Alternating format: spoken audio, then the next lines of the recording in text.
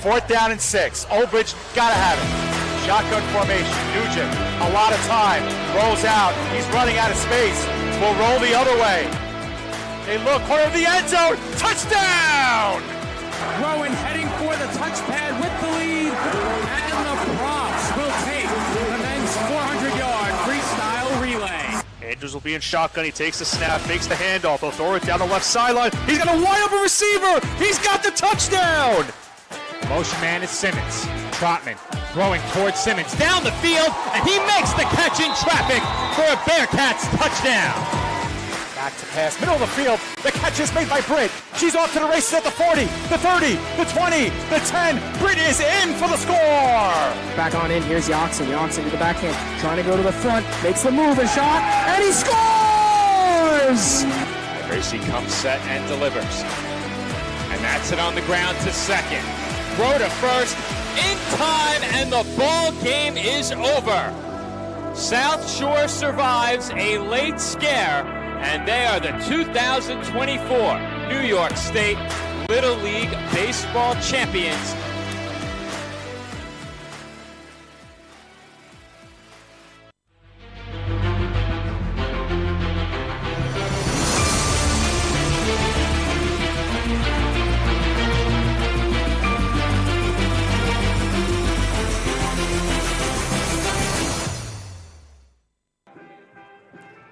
Live from Lombardi Field in Old Bridge, New Jersey, the PDF Sports Network is proud to welcome you into coverage of Old Bridge Knights high school football. Tonight, the 7-1 Knights carry a 5-game winning streak into their regular season finale as they host the 6-2 Patriots of Colonia High School. Good evening, everybody. My name is Joe Foreman alongside Nicholas Pavona. And Nick, last week we saw the Knights face Hunterdon Central in a game that saw the two teams combine for 35 points in just the first quarter and 49 in the first half of that game.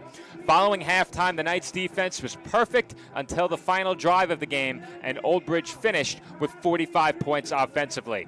There was a lot to like about what the Knights did last week, but what stood out to you the most from the win over the Red Devils? Well, Joe, I think looking at that game last week, what really stood out the most was, you mentioned it, the Knights defense in the second half really responded after a slow start in the first half. The first 3 drives for the Red Devils in that game all resulted in touchdowns, but it was the last drive in the first half that got things going for the Knights. They were able to force an interception just before halftime, and that really kick-started the remainder of that game in terms of their defense. Secondary was on lockdown. They stopped the running game. They didn't get bit by the play-action play that was hurrying them throughout that entire game. And now, for this Knights defense, they have another tough matchup here tonight. Can that secondary do what it did last week in the second half and try to keep this win streak going? And Nick, we can't preview this matchup tonight without talking about the game that these two teams played last season. A bit later in the pregame, we will get a look at the highlights from that matchup. But looking at the stat line, it's clear that the Patriots struggled to slow down Brody Nugent on the ground. At the same time, this Colonia offense had more success in the air against this Old Bridge defense than any other team we've seen face the Knights in our 2 years covering the team here on PDF. Do you think the game plan for these two teams reflects what we saw last year, or are we in for some surprises tonight? I was expecting a little bit of both for both sides. You know, on the Colonia side, you got to look at what Hunterdon Central did last week, you know, with a lot of play action, as I mentioned earlier on, that was able to set up some big passing plays up the middle for the Red Devils in that game. With Colonia, the way that they've been functioning on offense this season, Joe, has been their passing game. They have been really good in the passing game this year. They've gotten some good runs as well during the season, but their passing game has been the biggest reason why they're at this 6-2 mark. For Old Bridge, it's kind of, you know, some of the similarities that we talk about every single game with this team and the offensive side, where one game you go from a big balanced offensive side of things where one thing doesn't lean over the other. But then you have another game like we saw last week where they relied a lot more on the passing game because the running game was up and down for them in that one. So it's really tough to see what we'll see tonight, but I'm expecting maybe some trickery as well as some of the normals for both sides of this team, for these offenses. In terms of the division, Piscataway has locked up the national gold by virtue of their win over Old Bridge earlier in the season. Regardless of what happens in the Piscataway game against Monroe tonight, they will win the division. They will be the division champions. That being said, tonight's matchup still carries plenty of weight for this Old Bridge team. In Central Jersey Group 5, they are currently ranked 4th out of 8 teams. That is enough to earn them a home game, and if the season ended now, that matchup would be against Toms River North. However, a loss would very possibly drop them out of the top 4 and send them on the road in the opening round of the postseason. First off, how important is getting a home game? And 2, how important is it to enter the playoffs with this lengthy winning streak still intact? Well, going to your first question, Joe, we know how big of an importance in football that 12th man is, and you're going to see a lot tonight. It looks like it's a little bit more of a Christmas theme here tonight in Lombardi Field, and the importance of hosting a game is tremendous. Having that 12th man can reignite your team, whether you're on the offensive side or the defensive side. It goes a lot and helps you a lot, because if things go south for the opposing side, it can continue to go south as the game progresses in this one. So the importance of having that is certainly huge. And then going to your second question, the importance of that win streak is also huge for both of these sides, due to the fact that both of these teams are really firing on all cylinders at the right spot in the season. I always say it's better to have that win streak later in the year than have it a little bit earlier on in the season. And for both of these teams, they've gotten it done. For Old Bridge, they've won 5 in a row coming into tonight. For Colonia, they've won 4 in a row coming into tonight. And plus, you don't want to end up tonight with that loss, because then it leaves a sour taste in your mouth saying, well, our win streak ends, and now we have to focus on the playoffs next week. So you want to keep that win streak going into the playoffs while avoiding losing that game, and then have that loss lingering going into your matchup next week. Shifting our attention to this Colonia team, they are currently in the midst of their best season since 2022 when they went 8-2. And like Old Bridge, they also come in on a winning streak, having won their last 4. Just one common opponent between these two sides in Edison, a game that both teams won decisively.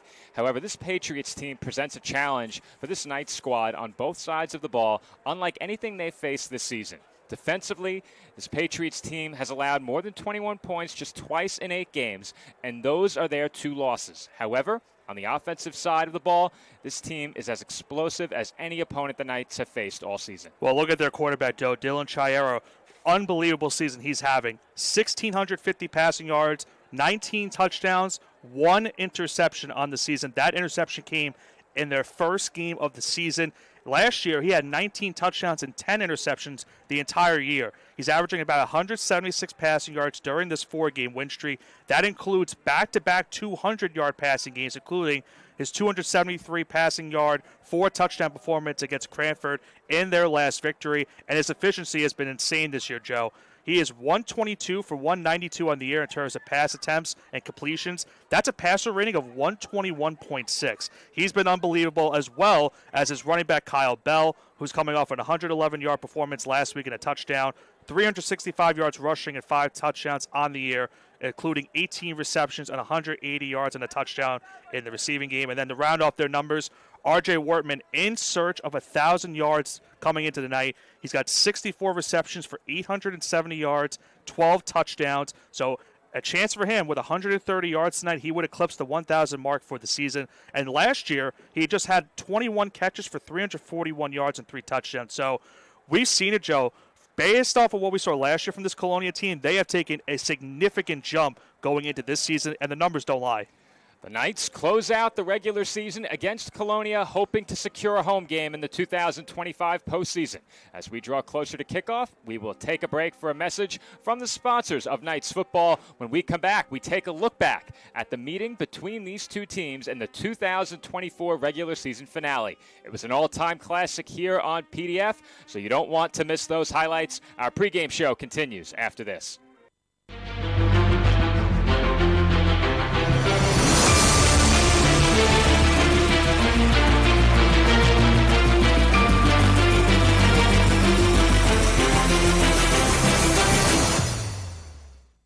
Celebrating 65 years. The Old Bridge Rebels Youth Organization is the longest-running and most successful youth organization, serving Old Bridge Township. The Rebels are the premier football and cheer organization with a long and rich history in coaching and developing our community's future leaders. Through proper guidance and leadership, the Rebels program assists the youth in developing the qualities of safe play, discipline, teamwork, fundamentals, and well-being. We will continue to focus on these goals while maintaining a strong presence in the community. Check us out at swsrebels.com. marketboyliquors.org. This football season, stop by Market Boy Liquors, your hometown destination for over 20 years. Family-owned and operated, our 8,000-square-foot store features the largest beer cooler in the area, plus an unbeatable selection of wine, spirits, cigars, and craft beer. Conveniently located at 1132 Englishtown Road, Old Bridge, New Jersey, 08857, Market Boy Liquors is proud to serve our community with the best variety and friendly service. Call us today at 732-251-4616 and make Market Boy your game day headquarters.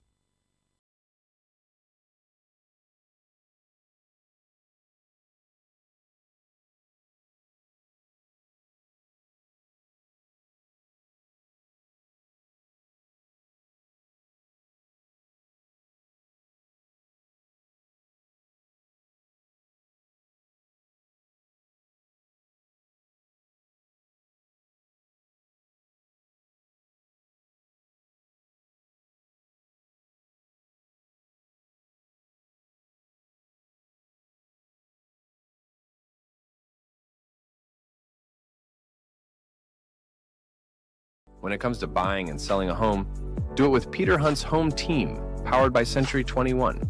For years, Peter has dedicated his life to the real estate industry, offering help and care to all of his clients. With experience and proven results, Peter is an award-winning realtor and the top producer for Century 21 Action Plus. A resident of Old Bridge, put Peter to work at selling your home or finding the home of your dreams. Call 1-800-299-2129 or reach Peter directly at 9086-014-934. For raising the standard in facility services and commercial cleaning look to Pritchard Industries. For over 35 years, our commitment to creating clean, healthy, and safe environments is unwavering, ensuring that your facility not only looks pristine, but also promotes well-being and productivity so your business can excel. Specializing in comprehensive commercial cleaning solutions, advanced facility services, responsible sustainable practices, and innovative technology, contact us now at pritchardindustries.com. Pritchard Industries, here for you.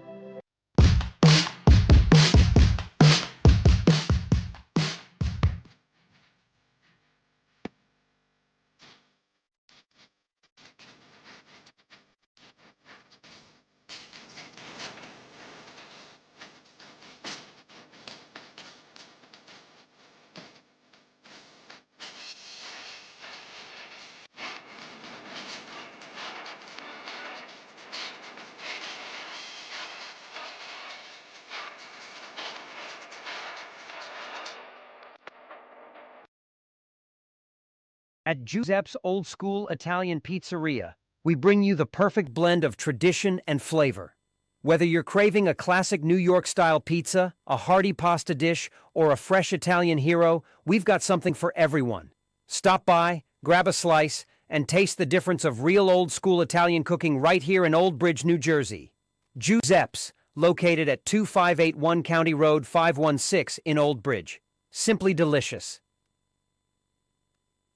At Maz Transport, we're ready to get your vacation started early with luxury airport service and your transportation needs. In fact, whether it's for corporate transport, trips to Atlantic City, a night in the city, date night, or any other need, Maz Transport is your choice for our luxury fleet to take you there in style. Call or text 732-2071-079 and let us know where you want to go, and we'll take care of the rest at Maz Transport.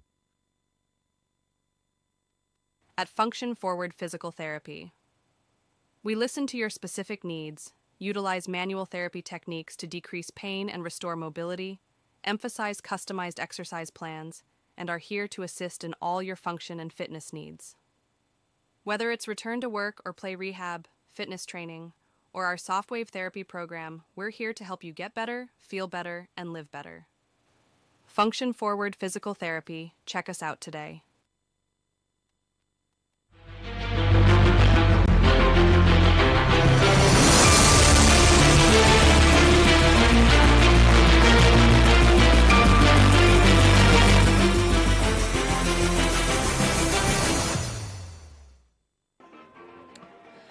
Joe Joe Foreman and Nicholas Bavona back with you here on the PDF Sports Network as we approach kickoff in tonight's matchup between Old Bridge and Colonia.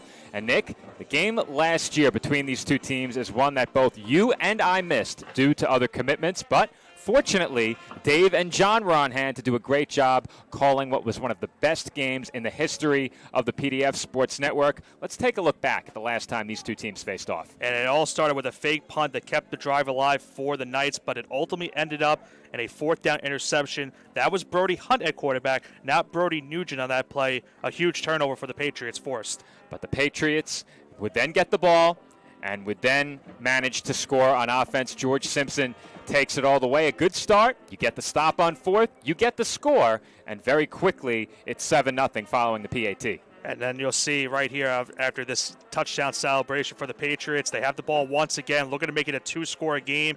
But it's a big INT by Reynoso, the 11th interception of the year for the Knights, keeping it a one-possession game. The Knights coming up big on defense. We've seen that many times, but here it's an offensive miscue, an example of the team hurting themselves. A fumble inside the 5 turns the ball back over to the Patriots. However, though, Joe, be aware, because even though despite the fumble happening, the defense for the Knights steps up. They force a safety and get themselves on the board and make it 7-2. Well, you certainly will take advantage of that safety, but they didn't turn it into any more points as a tipped pass sets Colonia up at the 1. They get it back.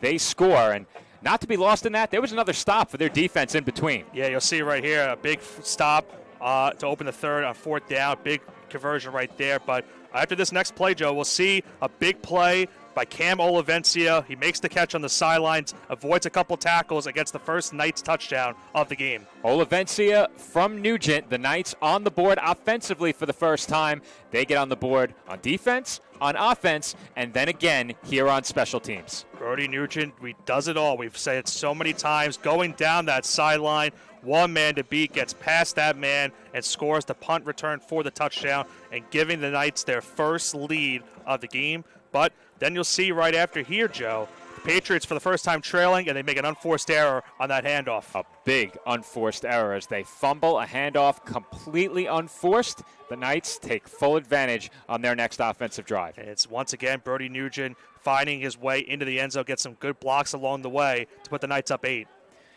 And then here you'll see a huge completion. The Patriots trying to stay alive in this game, trailing by 8. Huge completion to the 2, and then a very controversial play here. Certainly controversial. Forward progress called. They blow the whistle just as the Knights strip the ball out. It negates the fumble and negating the Knights getting the ball back, and instead sets up this 4th and goal. Colonia, 4th and goal. Game on the line, 32 seconds left. Patriots in for a touchdown. They would have to go for 2 to tie the score. They get it, and we are headed to overtime. And you'll see right here to kick things off in overtime. Great touchdown pass. Knights going for the INT. They don't get it, and Colonia takes the big lead. On the other side, Nugent scrambling to his right, back to his left. Dave did a much better job calling it in live action. The crowd noise and the electricity surrounding this game really bolstering that call as well. It opened our game intro. You know the result. Touchdown, Knights. And they get another touchdown right there to kick off double OT to take a 36-29 lead to setting up this 4th down play. Incomplete pass, final play of the game. Oh, so close for the Patriots. Mere That's inches. as good of a ball as you can throw in that spot. It falls incomplete, and the Knights hold on to win in double overtime last year. Patriots hoping to turn that result around as they head on the road here in 2025. Coming up next, it is the Patriots and the Knights from Old Bridge. Before kickoff, we hear from our sponsors one final time and then get a chance to hear from some of the Knights. We'll be right back here on the PDF Sports Network.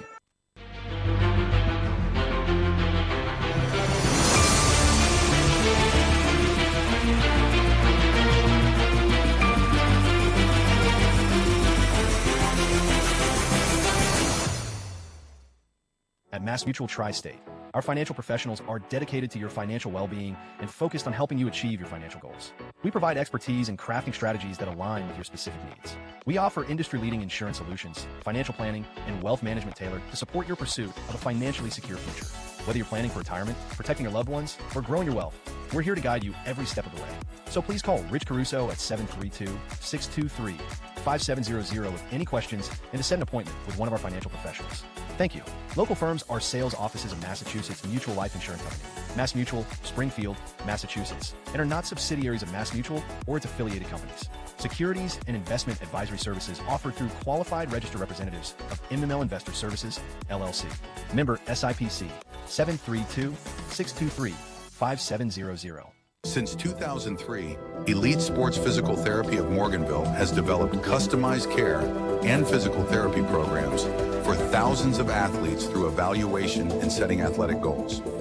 Whether a torn ACL, dislocated shoulder, or concussion is keeping you on the sidelines, our highly trained physical therapists can help you recover and return to the field or court in better shape than ever before.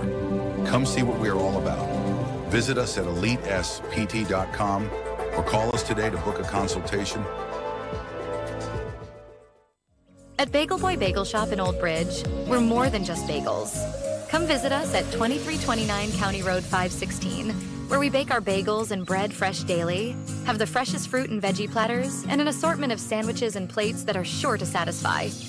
Bagel Boy is a proud sponsor of all things Old Bridge. Go Knights and go to Bagel Boy. 2329 County Road 516 and at bagelboyonline.com. Old Bridge students, take advantage of the Old Bridge special at Bagel Boy. 10% off all purchases with your valid student ID. Protect your family, pets, and your wallet with Anchor Pest Control. We provide coverage for all your pest removal needs, and our all-inclusive service saves you money. We've designed our services to be both comprehensive and budget-friendly for homeowners. Plus, with our premium service, you'll get a free mosquito application. See how Anchor stacks up against the competition. Visit us, anchorpestcontrol.net, or call 888-623-2847 for information and service.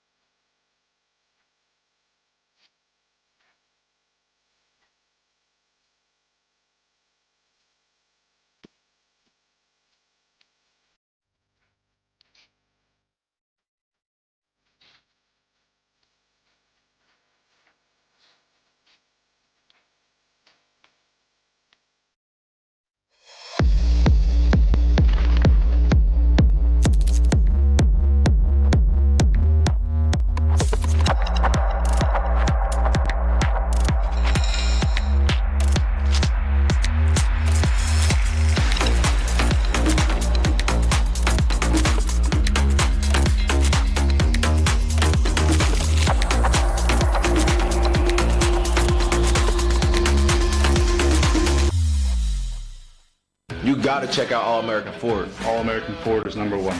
All-American Ford in Old Bridge is proudly family-owned and operated, and we're the #1 Ford dealership in New Jersey. All-American Ford is the tri-state area's giant auto group. They always have the largest selection, and it's not even close. All-American Ford is currently offering APR financing as low as 0%, low monthly lease specials, and thousands off MSRP. Giant selection, giant savings. Go G-Men, and go All-American Ford. Shop online at allamericanfordinoldbridge.com. Getting a home loan shouldn't feel like an obstacle course. At CMG Home Loans, getting a loan is simple. Our loan officers are here for you every step of the way. With over 2,000 five-star reviews, when you're ready to buy or refi, we'll work together to find the loan you need for the home you love. CMG Home Loans. Simplified, trusted, committed.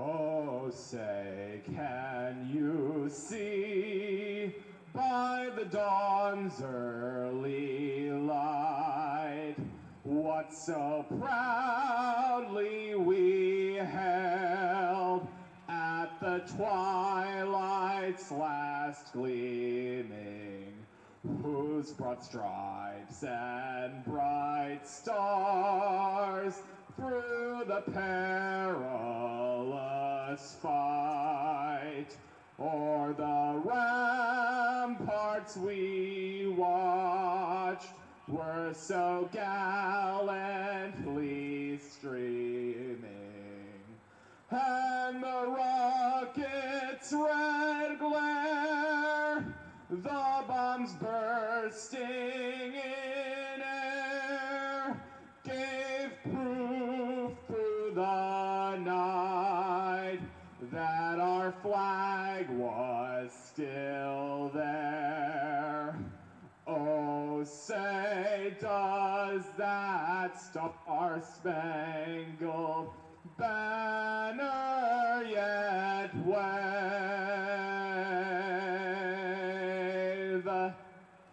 o'er the land of the free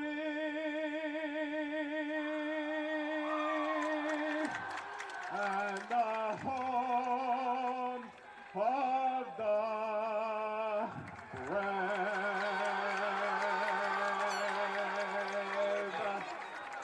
Ladies and gentlemen, let's hear it one more time for Mr. Richie. Joe Foreman back with you here on the PDF Sports Network as we are moments away from kickoff between the Knights and Patriots. However, my broadcast partner, Nicholas Pavona, got a chance to catch up with some of the Knights pregame. First up, our conversation with head coach Matt Donahue. All right, Joe, I'm here on the field with head coach Matt Donahue. And Matt, coming into the night, your team's on a 5-game winning streak.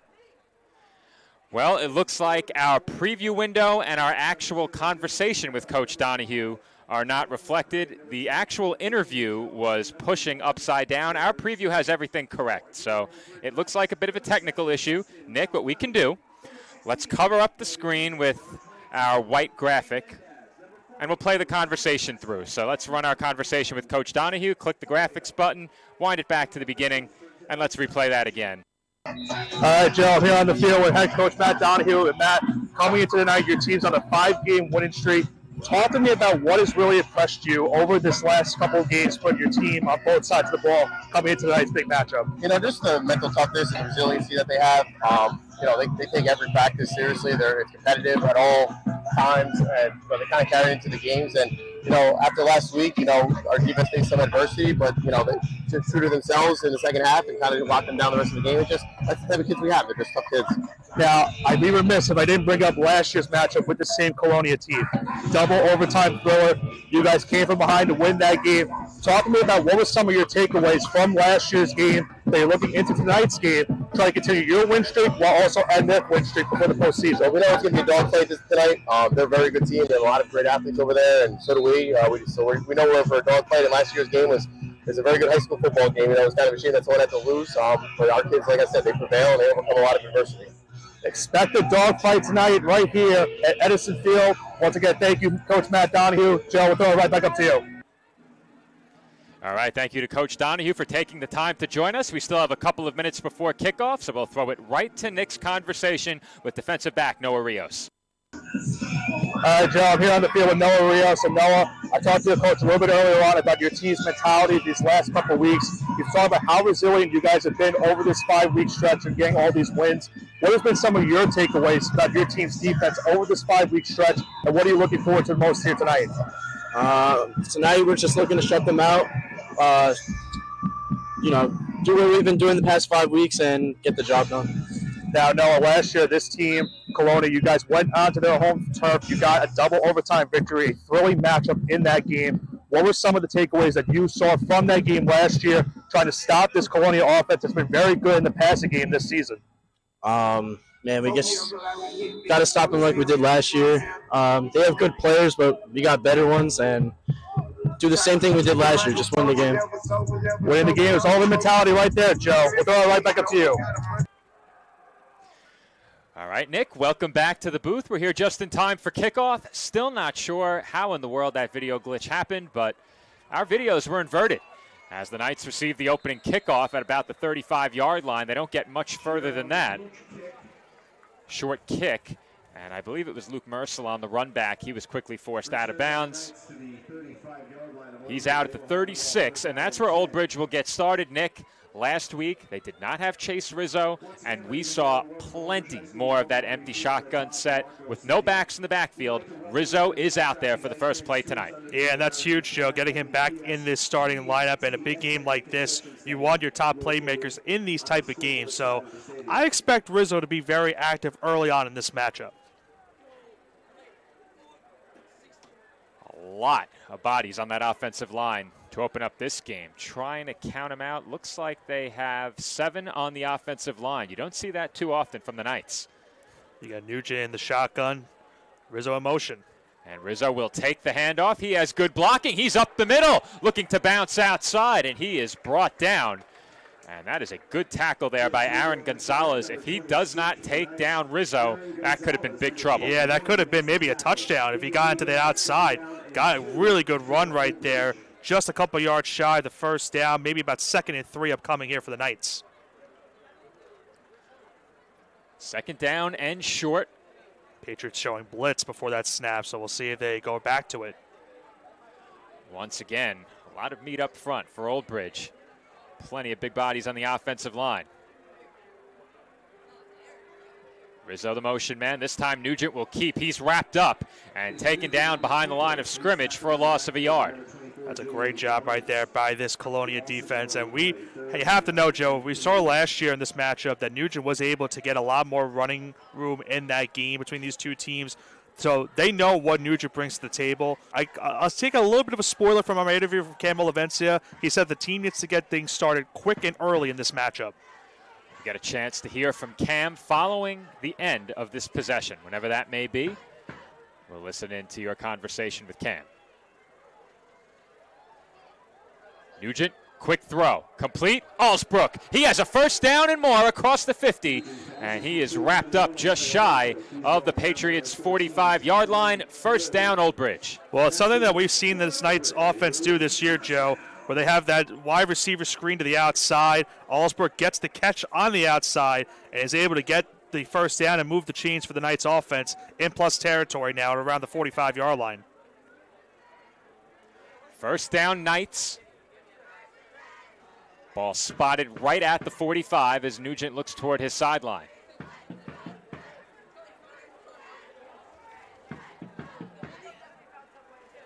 Nugent looking to throw, has time, throwing downfield for Rizzo, one-handed attempt, incomplete. The Knights are looking for a pass interference on that play, but nothing to avail. Almost a fantastic catch by Rizzo on the one-hander. R.J. Wortman on the coverage. Highlighted Wardman on the offensive side of things earlier on and makes a good defensive play right there, avoiding the pass interference and forcing the incompletion at 2nd and 10. He was a bit banged up when these two teams met last season. Thank you to our live chat for that piece of information.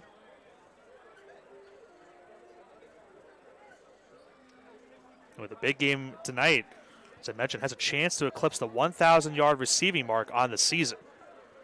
There was a late flag on the play as well.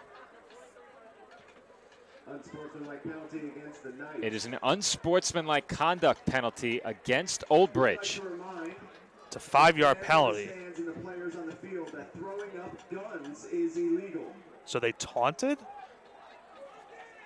So, according to public address, throwing up a handgun. Because we see that in the NFL when a player gets the first down. They do call that. A gun? They do the hand gesture, gun hand gesture for a first down? Well, they don't do it intently, but they'll go like this. I'm showing you the motion. That's not a gun. Yeah, I didn't see anything there. To be fair, I had my eyes downfield. Right. I was not looking for any sort of celebration. It was an incomplete pass. Yeah, that's a very unusual sequence right there. It's now 2nd and 15. Patriots showing pressure at the line of scrimmage. The motion man was Mercado. Nugent has time, clean pocket. Moving to his left, and he will throw it away. As Julian Jones came in to apply the pressure, he was assigned to Nugent. And look how much time he had in the pocket too, Joe. That's just a great testament to this defense of Colonia. The Patriots really showing out on that play, not giving Nugent any room to run. You mentioned that they had the spy out there to make sure that Nugent wanted to run. Didn't have anything down the field. It's a very long 3rd and 15 upcoming for Old Bridge, in a spot where if you get a couple yards, you think about it on 4th down. If you don't, you got to punt it away. If anybody is having issues with their video feed, the internet here, not the greatest. We will have a clean copy of the game uploaded later tonight. Any video issues are the internet. We cannot do anything about that.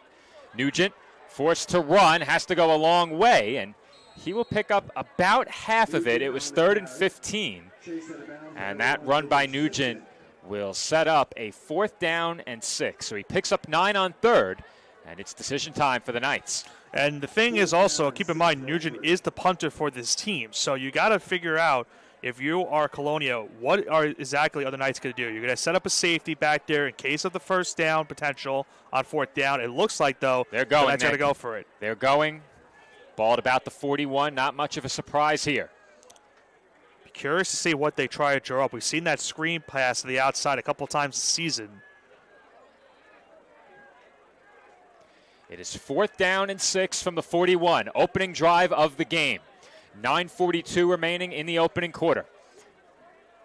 Nugent looking to throw. Has time. Throws deep. Over the middle. Complete. That one caught by Aiden Rios, and he is tackled inside of the red zone. Ball at the Patriots' 17-yard line. I mean, what a great throw right there by Nugent. But how about the offensive line once again, Joe? They have been really stepping up so far. Early in this first quarter, you'll see right here, Nugent takes the snap. He's got all day, and he finds Rios wide open around the 23-yard line. It's big 1st down for the Knights, and they're inside of the red zone. 4 white jerseys in the area. Nugent dropped it right in between them all. First trip to the red zone for the Knights on their opening drive. We mentioned Rios. Big game for him last year. Had the aforementioned touchdown on that 4th down to keep the game going. Alsbrook, the motion man, takes the handoff. Looking to make a man miss. He does. And he fights forward to about the 11 or 12-yard line. Looks like got half of that, make it 2nd and 5. Give him 5 on the play. Gain of 6, 2nd down and 4 for Old Bridge. Just by making him slow down a bit there, they were able to limit it to a gain of 5. Now, I'm being told we're having audio issues as well, Nick. So what you'll do, pull up the live stream on your mobile device and listen in. I'll mute your microphone for a short time. You can check in on it, but I have a reading in front of me as well as Rizzo continues to fight for the end zone and in for a Knights touchdown. Chase Rizzo opens the scoring as Old Bridge goes in front 6-0 with 8:27 to go in the first quarter.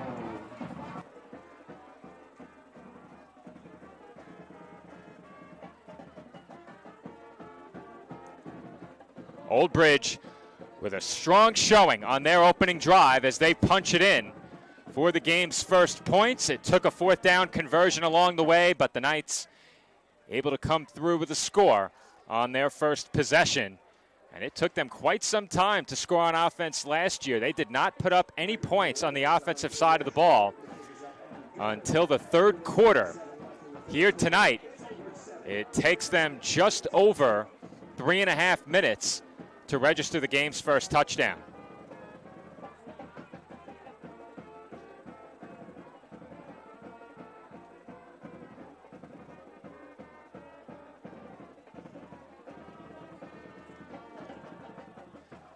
Nick's taking a listen in to monitor our audio right now. Once again, we have no issue with the audio reading here, so it is possible that any issues with the audio could be coming through on the receiving end, but Nick's giving me the thumbs up, so his feed's all good. We've wound it back a few minutes, and Nick's having no issues. All right, Nick, welcome back. Yeah, I didn't hear anything. Maybe it's something different for our viewers at home, but it sounds good from up here in the press box, so hopefully those issues are fixed for all those listening at home.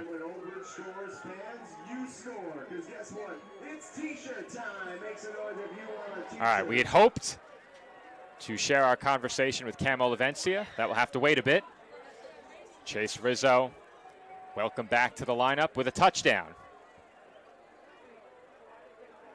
And I think if you're Old Bridge, you have to be pretty pleased with that opening drive. You saw a little bit of everything.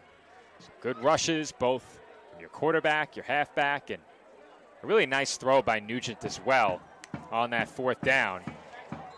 As this return goes nowhere, once again, we've lost our camera outside. So, Nick, you take over. I'm headed outside. All right. Hopefully those issues are fixed on the outside. But in the meantime, here comes this Patriots offense, who, highlighted earlier on, has been really doing good this season.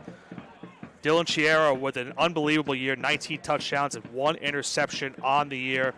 Now comes into this game, his team trailing early 7-0. Looking to get something going here in just a few short moments. He's set up in the backfield with his running back, Kyle Bell. 2 receivers to his one, or I should say 3 receivers to the left, 1 to the right. Handoff to Bell onto the inside. It's about maybe a gain of 1 or 2 yards on the play to make it 2nd and 9. All right, Nick, thank you for taking over. Our hero camera back online. A lot of moving parts, but I think we're all good. On that kick return, Jalen McCray brought it out to right around the 21-yard line. It is a pickup of a yard on first down. Make that the 26-yard line. Ball at the 27 now. Short pass looked to be a screen, and Nick, that was awfully close to being a backwards pass. Let's get a look at that on replay. Yeah, that was too close for comfort right there if you are the Patriots. Chiera looked to dump it off short, and that was very close. That's a forward pass. Yeah. It's a forward pass. Our perspective does not match that of the camera, with you and I positioned a bit to the right of midfield. That different angle that we have made it seem as if that pass may have been backwards. It certainly was not. Now, big play here, 3rd and 9 for the Patriots. And Chiera in trouble under heavy pressure, flips it into no man's land. That might be intentional grounding. grounding. That has to be intentional grounding, Nick. Has to be. Haven't seen a flag yet. Is it possible they're saying the defense forced the errant throw? It looks like the officials are going to talk about it. We'll run that back, and I'm fairly certain, Nick, that we're going to get a flag for intentional grounding, and we will. Rightfully so. I think that's undoubtedly intentional grounding. Yeah, he didn't leave outside of the box that you necessarily need to get out of when you're throwing that ball. Good pressure by the Knights defense, able to get that errant throw. And as you mentioned, it was into no man's land, not a receiver in sight, unless it was about 10 yards past where that ball was thrown. So it's an early 3-and-out forced by this Knights defense. As the ball now will be repositioned after that intentional grounding, it looks like it will certainly be inside of the 10. It looks like around the 5-yard line is where this ball is going to be placed. Great start for the Old Bridge offense, scoring on the opening drive. The defense perhaps doing one better.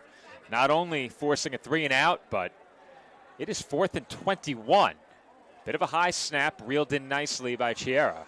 Not going much room, though, on that punt. And Alsbrook called for the fair catch, perhaps wishing he didn't after he received that ball. But regardless, it is great field position for Old Bridge as they're going to start their second drive inside of the Colonia 30-yard line. Yeah, it can't ask much better if you are the Knights right now, Joe. You get the touchdown on the opening drive, and you force a quick 3-and-out. I think it only took a minute off of the clock, a little bit over a minute on that game clock. But nonetheless, you mentioned it, they're going to start this second drive inside the 30, just at that 30-yard line. You have to feel good so far if you're Old Bridge. You have to feel good after your first offensive drive. You're feeling great after that first defensive possession. And now you hand the ball back to an offense that has been red hot inside of the 30-yard line, just barely, but I think they had them spotted at the 29. Now they're giving them the 31. They moved them back. But either way, tremendous starting field position for Brody Nugent and the Knights offense. Rizzo, the motion man. Nugent will keep, rolling to his right, looking downfield, throws complete. Alsbrook makes a man miss, working inside, still on his feet, and tackled just outside of the 10-yard line. Getting shifty with that one was Alsbrook on that play, Joe. What a catch, and even better was the run after the catch. It's an Old Bridge first down. Well, we know how dangerous this Knights offense can be, but they have a lot of players out there who can make defenders miss in the open field. We've seen it on full display here in this opening quarter. 7 minutes on the clock in quarter number 1. Once again, Old Bridge inside the red zone, already leading 7-0. Nugent receiving instruction from the bench. I was going to say, I tend to think they're going to go maybe back to the run game on this upcoming first. Allsbrook the motion man. Nugent will keep, and he will run up the middle. And surging forward, he picks up about 8. Ball spotted just outside of the 5-yard line. It will be 2nd down and 2. Of course, they'll go quickly to the line, getting something started. We'll see if they call a play quickly to try to draw this Patriots defense offside. I think priority number 1 there for Old Bridge was making sure that the Patriots could not change personnel defensively. Nugent, hands off, Rizzo. Looking for the end zone, and he's in for the touchdown. A good patient run from Chase Rizzo as he got in almost completely untouched. Old Bridge in front, 13-0. Well, Joe, you had to expect after Rizzo missed last week's game, you knew he wanted to be involved in this game heavily early on. First 2 touchdowns of the night belong to Mr. Rizzo as a 13-0 night lead. What a start for this Old Bridge squad. And we said it, Nick, they came in playing extremely well, and the Patriots in their own right, coming in on a 4-game winning streak, playing extremely well. They're certainly not out of it, but based on what we've seen so far, Nick, it looks like Old Bridge has picked up right where they left off last week. And while we have a moment, let's hear from Cam Olivencia. Nick had a conversation with him pregame, audio only. We'll throw it to Nick down on field level from about 30 minutes ago. All right, Joe, I'm here on the field with Cam Olivencia. Cam, I talked about it with your coach earlier as well as your teammate Noah Rios. Over these last 5 games, your team has been firing on all cylinders on both sides of the ball. What have you seen from the offensive side of the ball over this 5-week stretch that you're trying to continue with here tonight, facing a very tough matchup in Colonia? I mean, we have 4 shutouts in a row. We just came off a big Hudson Central win, to be honest. Our offense just striving every day. We just keep getting better each and every day. And that's about it. Now, Cam, last year you guys had a thrilling matchup with the same team, double overtime victory. You had a touchdown in that game. What were some of your takeaways from that game last year, trying to go into this matchup tonight against a Colonia defense that has been somewhat like your team's defense as well? They've been pretty much shutting down opponents over the last couple of weeks. What are you guys looking to exploit here tonight and try to continue your win streak before the playoffs? We're just trying to do ground and pound in the beginning, to be honest, and then we just don't got to start off slow. And once we start off quick, then it's good from there. Starting off quick is the key to this game, potentially, Joe, in this matchup. We'll throw it right back up to you. All right, we are back. Thank you to Cam Olivencia for taking the time to speak with Nick pregame. We've now gotten in all of our pregame conversations. Unfortunately, our video was inverted. Still don't know how that happened, Nick. In our preview window, everything is good. In the output window, not so good. So we had to go audio only, but good job getting that in. And a great job by this Knights team so far. They lead 14-0, and before the Patriots officially take over on the offensive side of the ball, couple of shout-outs, thank yous, and a happy birthday wish as well ahead of this drive. Justin Valinati celebrates his 18th birthday this Monday, October 27th, and we've had several birthday shout-outs already this year, so an early happy birthday to Justin Valinati. Along with the rest of these Knights seniors, he's playing in his final regular season game. We also want to thank Bubba's on Route 9 in Parlin. Thank you to Jessica and the team for supporting Knights football. Also, Tuscany on Texas Road. Thank you to Ann and her team for supporting Knights football as that pass falls incomplete to get drive number 2 started for the Patriots. And now, you know, when we're talking to Cam Olivencia, Joe, the first thing he said to me, and I asked him about what is something that you're looking into this game tonight to try to make sure you guys get the job done. He talked about scoring early in this game, setting the tone and making sure his team got out on top first. They've already done that very quickly. 2 quick touchdown drives, a quick 3-and-out for us on the defensive side. And if you're now Colonia, after that incompletion, it's been a rough start of things so far for your offense. They need to try to figure something out, or else it's going to be over early in this one. 2nd and 10. Chiara looking, under pressure, steps through it, throws, middle, complete. And that might be enough for a first down. It's awfully close. About a yard shy. 1 yard shy.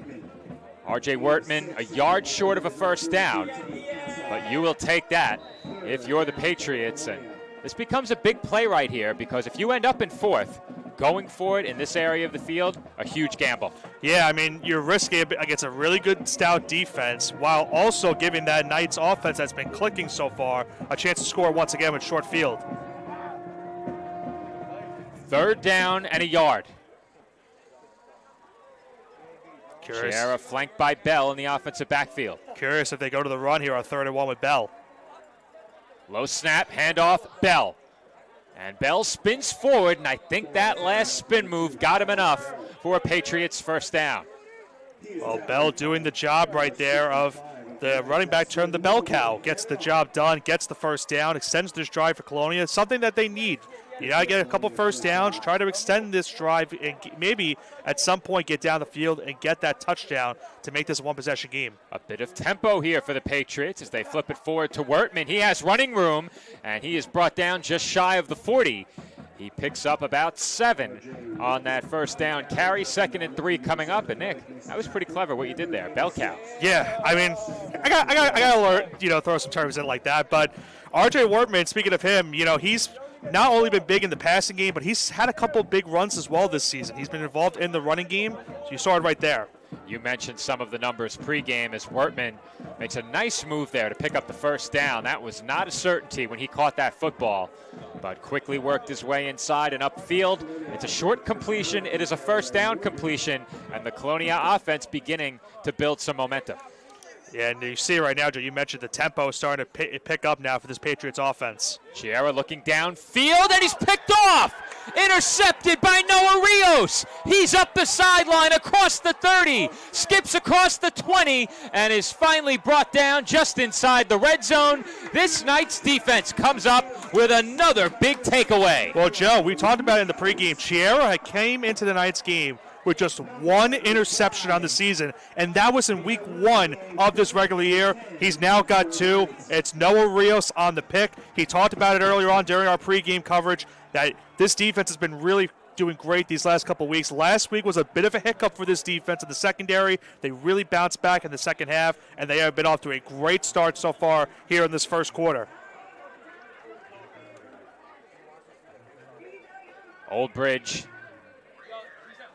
is going to take over, Nick, at late flag about the 48. So interesting that there must have been a taunt, maybe not a taunt, but excessive celebration, I'm assuming, or could have been a block in the back. It's yeah, Nick, it's interesting because if it was a post-play foul, they would have been a bit further up the field. Unless they ruled that Rio stepped out, you caught the flag? I think right here. All right, let's run that back for our audience. Perhaps you could slow it down a bit. You'll see right here, we're going to see the interception from Chiara thrown to Rios. Look around the 40-yard line, folks. You see right there is where the holding is called. I think that's exactly what the call was on the field. So it's from the spot of that foul. They put it at around the 48-yard line, but the Knights still grateful for the interception that they forced, but something that still plagued them is those penalty yards. Nugent steps back, fires it to the outside, but it looks like that one falls short. Incomplete second down. Intended receiver on that play, Jordan Mercado. It will now be second down and 10. We spoke about how these two teams are thriving right now. Both teams coming into tonight with a winning streak. 5 games for Old Bridge, 4 games for Colonia. You knew something had to give. Someone was going to keep their win streak going into next week. Someone was going to lose it. And so far, the Knights could not have asked for a better start. Nugent, quick throw, complete. Chase Rizzo bounces outside, has a blocker. He's inside the 30, inside the 25, and tackled just shy of the red zone at the 21-yard line. And, Joe, I love how this play was set up right here by the Knights because they're able to bite this corner, to bite on that screen pass to the outside what we saw earlier on.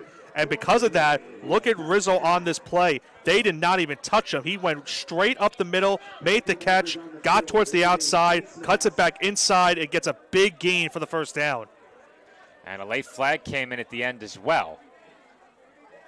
did not pick up what the call was. It doesn't look like they've moved the football. They're moving it now, Joe. Now they are, yeah. Face mask. Half the distance to the goal. Looks like it's around the... They have it at the 14. Yeah. Half the distance would have been a bit closer, I think. They had him at the 21 with the initial spot. The Patriots as well have called a timeout. And I think that's a good timeout by Colonia in that spot. Their defense has been gassed so far in these first couple minutes. Yeah, they've been out there quite a bit. And I think to have that last drive end in a turnover so abruptly really hurts you, not only in terms of points, you're trailing by 2 scores already, and you set the Knights up in plus territory with the turnover, but your defense finally getting a chance to relax, your team building a bit of confidence. All of a sudden, that confidence evaporates, and your defense is right back out there.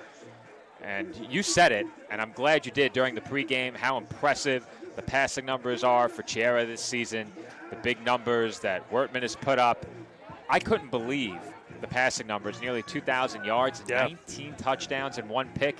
You don't see that very often. It's unheard of. It really is. It's incredible.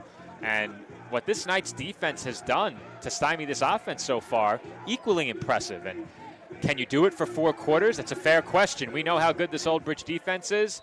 You could argue that at times this Colonia offense has been even better this year. So they're not out of it. They need a big stop here on defense, and that might help, as I think there was early movement. Might have been on the offensive line. It was. That will help defensively, is what I was saying. But back the Knights up 5 yards. And I mentioned it earlier. I think the most impressive stat for Chiara this season has been his passer rating. He only had 70 incompletions coming into tonight's game. That's really what has been impressive. Both of these quarterbacks are 2 of the more efficient quarterbacks we have seen in covering games and the, in this level in high school and the semi-pro level as well. You don't really see the efficiency as often as we see in these games, but these 2 quarterbacks have done it all season, and so far it's been Nugent that has won this battle between the 2 quarterbacks.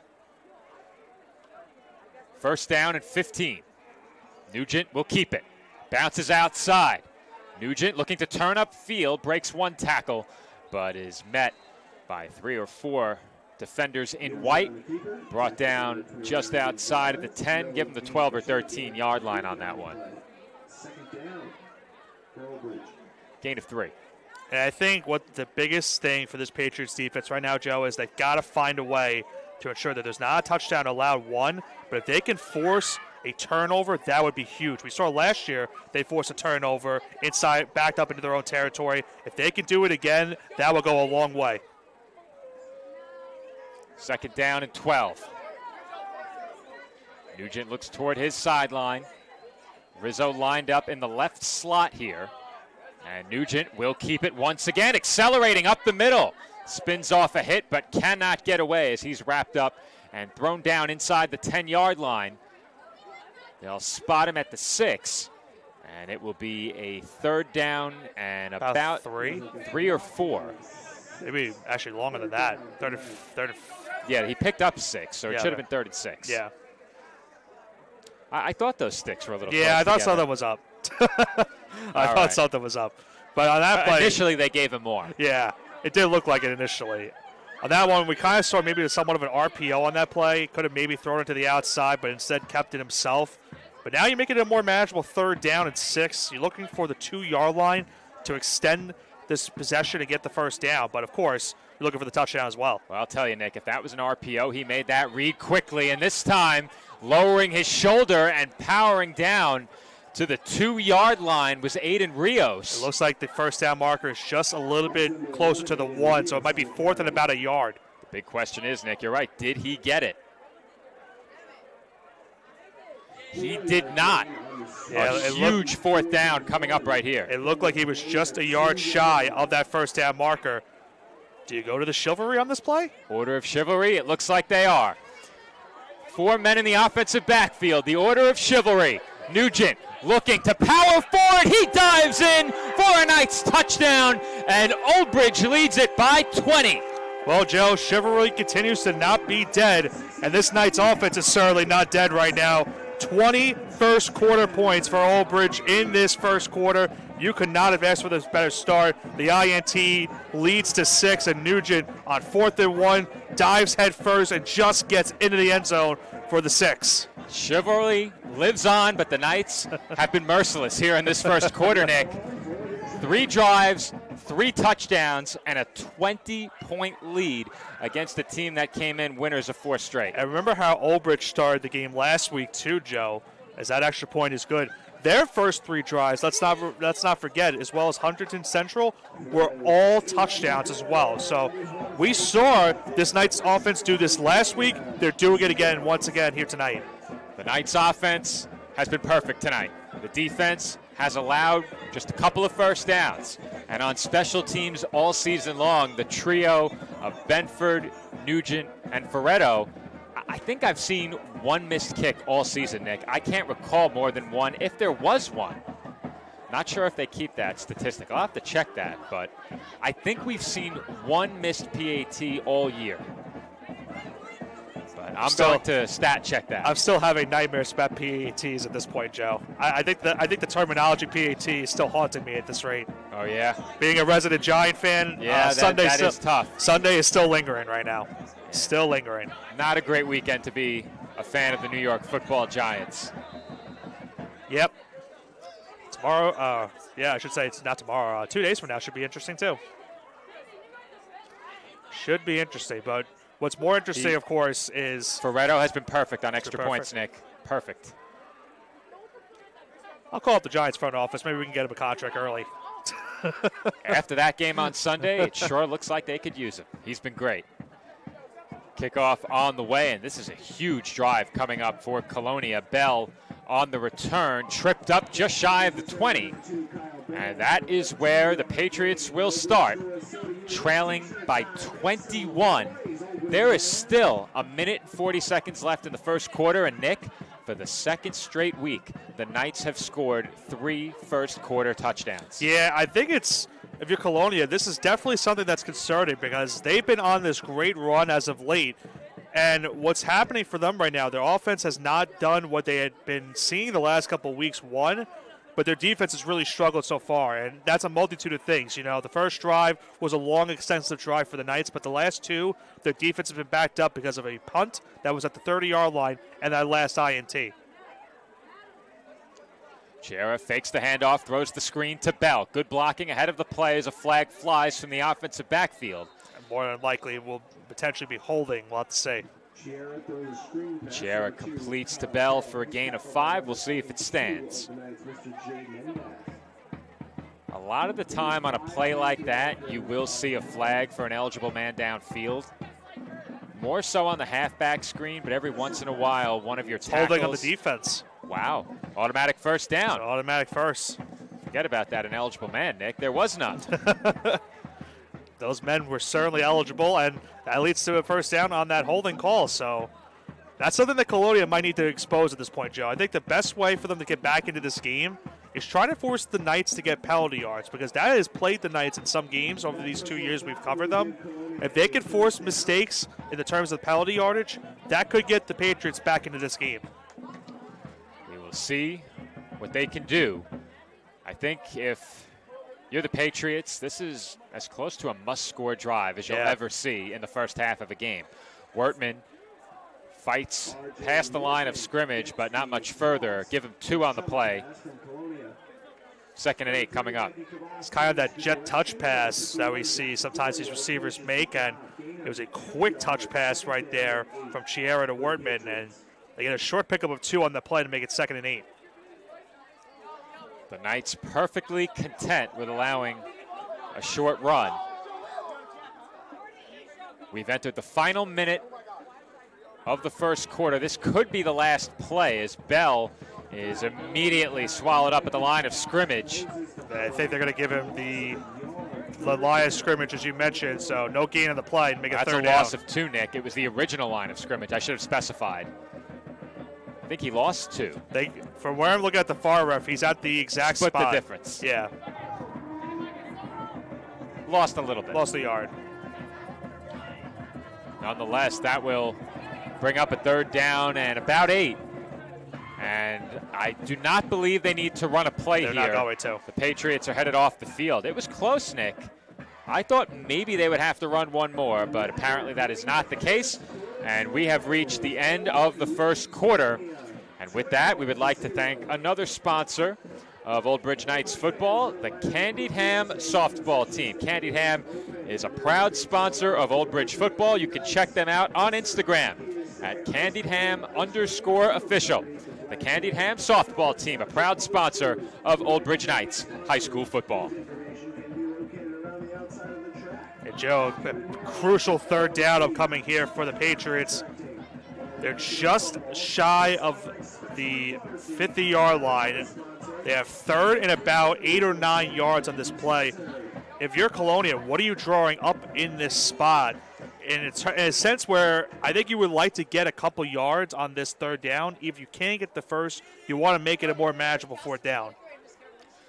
Nick, I think for me, it's not a matter of one play to pick up this first down. I think you have two plays here. I think you'd have to go for it. If you gain anything and cut this to a 4th and 5, maybe you push it to a 4th and 6. But if you could pick up half of this or a little bit less than that, I think you have to go here, Nick, because right now this Knights offense has been seemingly unstoppable.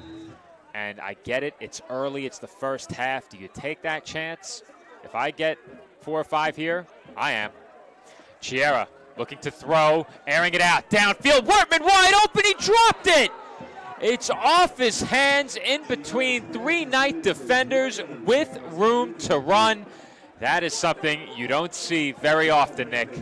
That is one he's going to want to have back, Joe, because as you mentioned, he had the spacing. He ran a perfect post route towards the inside of the field. We talked about it last week. That's where the Knights were getting beat up, in the middle of the field. That one, unfortunate break for the Patriots. The drop now leads to 4th down, and right now they're set up in punt formation.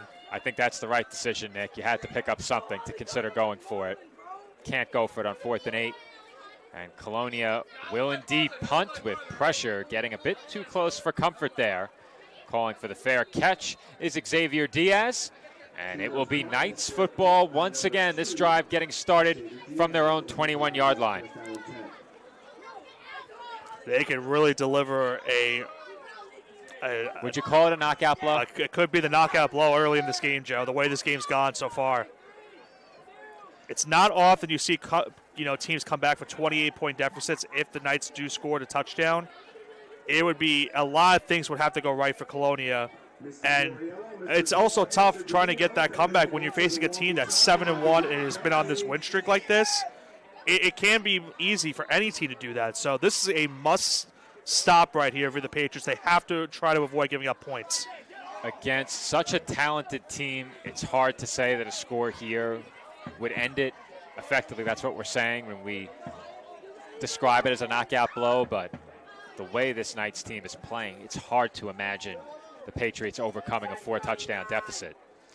Nugent forced to throw it away on 1st down, and that's what you have to do if you're the Patriots defensively. Make Brody Nugent uncomfortable in the pocket, contain him when he looks to run, and if you can force a few of those throwaways, that's a big victory. And I think that's been the problem so far for the Patriots. They haven't made Nugent mostly uncomfortable in this game.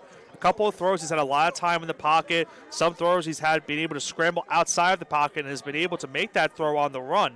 He hasn't had much to rest so far in this game. On the other side of things, though, that's been the opposite story for Chiera and company. They really haven't had much time to develop anything down the field. That last play on that drop 3rd down was probably their most explosive play in terms of having that time to try to make a play.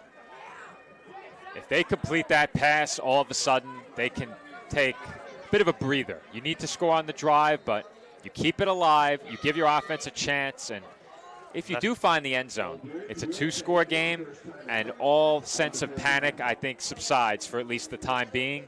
Now, you trail by 21, and if Old Bridge can turn this drive into points, that's big-time trouble. And keep in mind, you talked about it earlier, this defense is still gassed because this is their 4th defensive drive in this game, Joe. We are just a couple of seconds into the 2nd quarter. That's another concern right there. The offense really hasn't been on the field too much for this Colonia team, but their defense has been on the field a lot. They sure have, and the way that the offense has given the ball back to Old Bridge so quickly on just about every possession, there hasn't been any time in this game where that defense has been able to rest up on the sideline and regain their composure.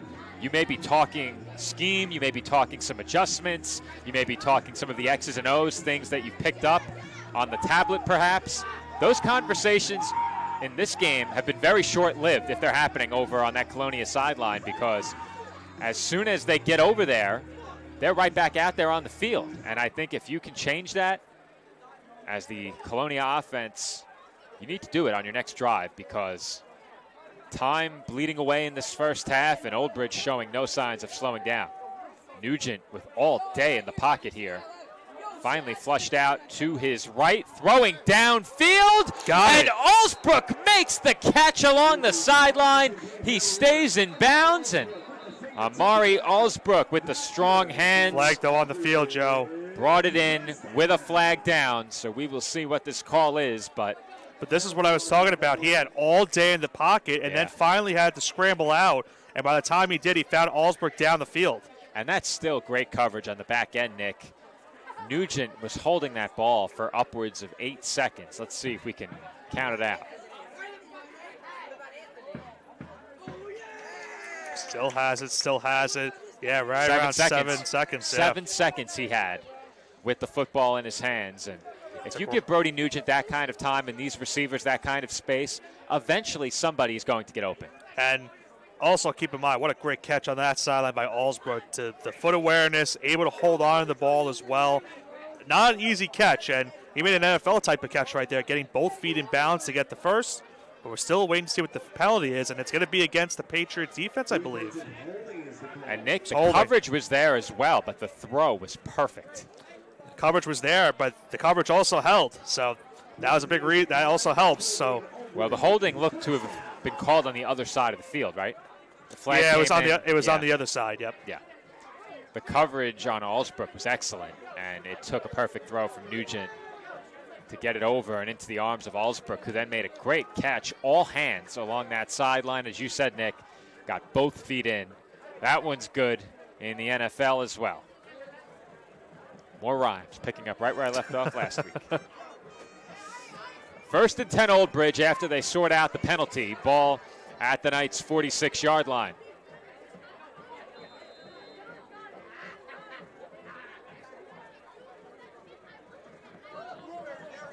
There has been a lot of time that has gone by between the end of the last play and this one. Clock's not even running right now. Well, there was a penalty. That's true. Nugent will keep it. Good blocking in front. Nugent bouncing outside, breaks the tackle, and is ushered out at the 45-yard line. That will be about a yard short of a first down.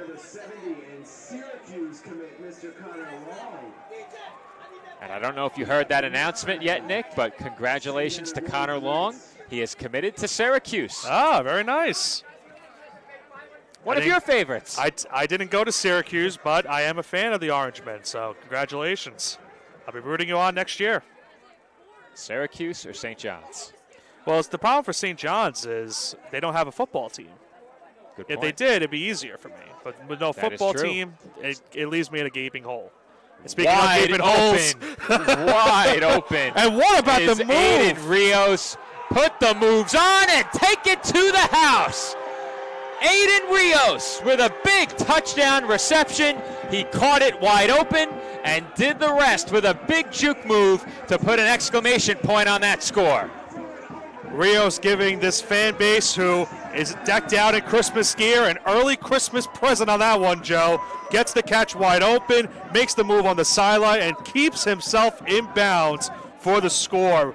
Man, what a start for the Knights. They are 4 for 4 to start this game. Hands, elusiveness, and breakaway speed all on full display with that last touchdown for Rios. And Nick, Rios has become such a big part of this offense this year, as there's been another unsportsmanlike conduct penalty called against Old Bridge. But Rios has really emerged this year as a big-time playmaker. We saw him last year do some good things. He's in just his second season with the Knights. Yeah. What an impact he has made. And we talked about it. He had the touchdown in that game last year in the first overtime on that 4th and 6 that tied the game and extended that game, and the Knights would eventually go on to win. But he's been such a huge playmaker for Brody Nugent and the rest of this team. Ferretto on for the extra point. And true to form, bucking the trend of commentators' jinx. I was going to say, he Joe, delivers. 40 for 40 on PATs this year. You are setting him up for failure at some point. He's reached 40 now, so I think An the threat of impressive jinx mark. is gone. But, Nick, if you're the Knights, what a message this performance has sent thus far. I don't think, talking to Matt Donahue earlier, I don't think even he could have expected the start to this game. Obviously, you would love a start like this, but with the opponent that you had coming into the night and thinking about how they've been impressive these last couple of weeks, you were expecting a great back-and-forth game to start off. His team has been unbelievable to start. We spoke about it earlier. Their offense is doing great. The defense has also been doing great over the stretch. Last week was their biggest hiccup, mostly for this entire season, and they have really stood out ever since that bad first half against the Red Devils. If you look back at this season for Old Bridge, they've had really two subpar defensive games, I would think, by their estimation. One was against Piscataway. In that game, they had trouble stopping the run. I would say they'd consider last week's game subpar overall. However, in the second half, they were near perfect. Right. The only points they allowed came on the game's final drive when the result was already decided. So you look at the game against Piscataway, really couldn't stop the run. And for the first half against the Red Devils, they really struggled against the pass. I'll make a bold take. These last four quarters, Joe, have been the most impressive quarters I've seen from this defense this entire year. I think that they're clicking at the right time, that's for sure. They've done great things all season long, but whatever that unit talked about at halftime last week against Hunterdon Central, it sure paid off in a big way, and I think it's carried over into this game. Yeah. I don't know if there's anybody who expected a score like this in a full 48 minutes. We are not even a minute 1 minute into the second quarter. It's hard to believe. It really is hard to believe that we still have 11 minutes left in the first half, and the Knights lead this game by 28 points. They scored 36 points in total last year in that meeting, and that took double overtime to get to that point. They might score that here in this first half. The way they're playing right now, it appears likely that they scored in the first half, as they'll kick it short once again. That one received past the 40-yard line by Chiola. And he's tackled at the 47-yard line. So if you're the Knights, leading by 28, you're comfortable kicking it short. We've seen them get bitten by the big return before. But if you're Colonia now, you get the ball at your own 47. I think without question the whole field becomes four-down territory. Yeah. It's now or never. Took the words right out of my mouth, Joe. It's now or Great never minds for this think team. alike. They have to figure something out offensively, and you got to keep in mind as well, they do get the second half kickoff. If they can get some points before this first half ends and then start the second half with the football and can score again, I'm not saying it's over yet, but they really need some points on this drive right here. Yeah, I think you have to have a touchdown, Nick. You're trailing by 28. I think you have to have a touchdown. Plenty of time here for Chiera. He sets his feet and delivers a strike. Tight coverage as Jaden Endaz was right there. No matter. The pass complete for Patriots first down. And what was really impressive about that play, Joe, is he had all day. The Knights had perfect coverage on this play. But at the very last second, you're going to see R.J. Wortman work himself towards the ball to give Chiera a chance to make a completion, and they get the job done for the first. Wortman has it in his hands again. He picks up about 3 yards on the first down carry. But, Nick, on that last throw, you can really see all of the arm talent for Dylan Chiera, the senior. And I think when you look at his numbers, there's no doubt he's one of the most skilled quarterbacks in the state of New Jersey. But throws like that, a simple strike into very tight coverage, great fundamentally sound throw as well, set his feet. You can tell how he's put up those numbers and why he's so good. And look at the throws he made last year in the game, too. This time moving to his left, he will throw it away. There's nothing there. They're giving him some time. They're trying to move the pocket for him a bit. But now with the 4-touchdown lead, the Knights can really afford to drop some defenders back and force the Patriots to march methodically up the field. Well, the biggest thing I took away from that game last year is that you saw the passing ability of Chiera in that game. He had a big completion down the sideline that we highlighted earlier on to Nigel Hill. That set up that touchdown on 4th and goal that would eventually tie the game. But that shows to show you that he's made throws that are not the easiest of throws. He is capable of making them, but right now he's been giving no room to throw the ball towards. It's been great coverage for the Knights so far. Bit of a low snap here. Pressure coming. Chiera out of time, and down he goes. I think that was Zach Florio on the play. That was Mateos Tarosian on the sack. 2-1, not big 5-1. So I saw one at the end. 51, always a safe bet when it comes to pressure on the quarterback. And Nick, do you go for it here on 4th down? It's 4th and long. What do you do?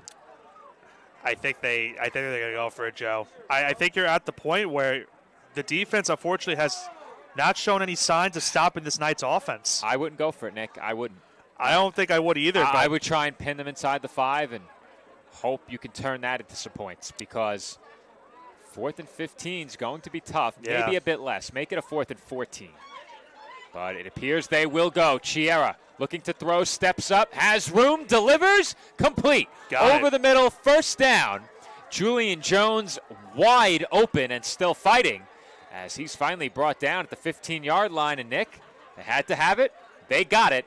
This drive continues inside the red zone. And that was an impressive play by Chiera there, Joe. He steps up in the pocket, had a lot of pressure on him, and he finds the receiver wide open in the middle of the field. That's been something that the Knights have struggled with the last couple weeks. Their secondary has allowed those passes in the middle. It's a big 1st down right there. Wertman took another shovel pass and didn't get much on that play. In fact, got 2 yards, I believe. Yeah, they'll give maybe him a 2. yard. He didn't get much. Hard to tell from our vantage point whether or not he got back to the line of scrimmage, Nick. But they give him a yard, 2nd and 9. We've been seeing them now try to throw some trick plays in there by getting Wertman involved in the running game, but they haven't been able to get much room. Quick pass complete to the outside. And Kyle Bell is forced out of bounds around the 10.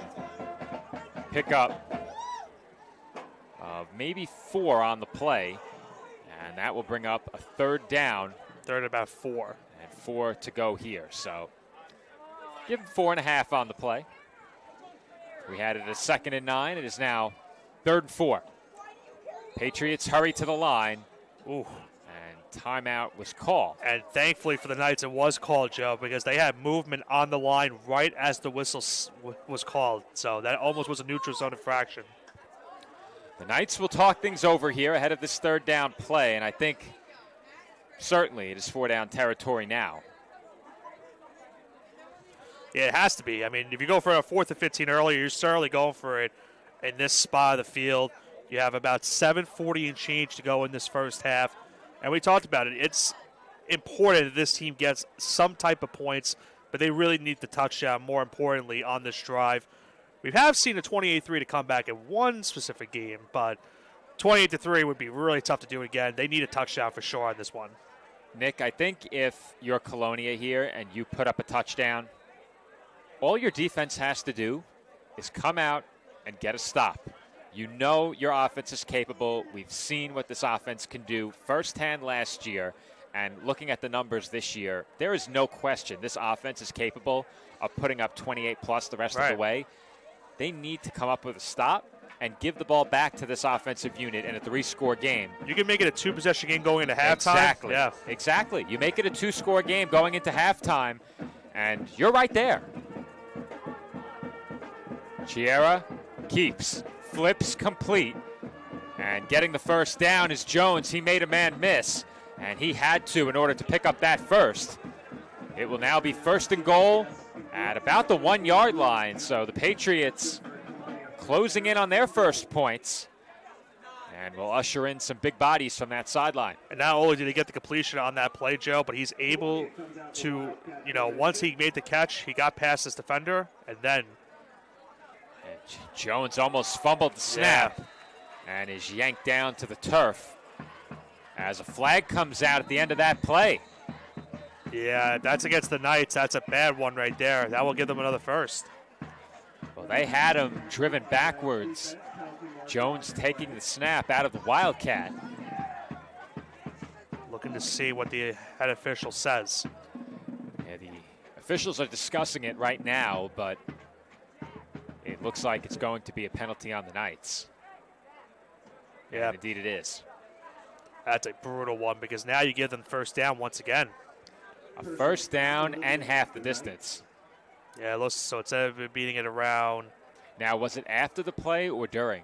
I think it was after. I don't believe they give him a first down then. It is second down. Yeah, second down. Yeah, it was after the play. Jones once again lined up with a lot of bodies in front of him. He will keep it, and he will score. Colonia on the board with their first touchdown of the game. And Nick, this Patriots team on the board now, 28-6. Their attention shifts to the defensive side. Can they get the big stop they need to perhaps pull to within 2 scores before halftime? And it's a big one right there. They get the halfback direct snap to Jones. He walks in for the easy 6. Makes this now a 3-possession game. And yeah, you said it, Joe. If they now can get a stop on defense and make this a 2-possession game before halftime, would be huge. But there's a block. And just when it appeared the Patriots had built some momentum, the Knights blocked the PAT. Nick with flashbacks to Sunday's game, though there weren't any blocks. There correct? wasn't any blocks. He just missed it completely. Well, makes it worse. Nick still troubled seeing a failed point after touchdown attempt as the Knights special teams unit comes through yet again. That keeps the score 28-6, but Nick, the focus doesn't change. Colonia can still make this a 2-score game if they can get a stop and then put up some more points on offense. Still an eternity left in this first half, over 7 minutes. How does this defense go about picking up a stop? Well, I'll pose a question to you before I answer. So you answer my question with a question of your own. Do you go with the surprise onside? No. Okay. No. No. Well, anyway, going back Not to your. now. No, I agree. It's too early. I agree. Too early. But other than that, I think the biggest thing right now is they got to force pressure on Nugent. They haven't been able to do that in this game, and that's led to a couple of nice throws from Nugent down the sideline. And we saw that last touchdown. Had enough time, but the biggest thing was that Rios was left wide open in the secondary. There was not a defender near him that was probably closer to maybe 5 or 10 yards away from him. And by the time they got to him, he made that juke to the inside, was able to get past and get the touchdown. So they got to figure out a way to stop this passing attack right now, the Knights offense. Watching that kick, Nick, thinking just maybe you knew something I didn't. On the return, it's Endaz. And the ball's out! And I think the Patriots got on top of it.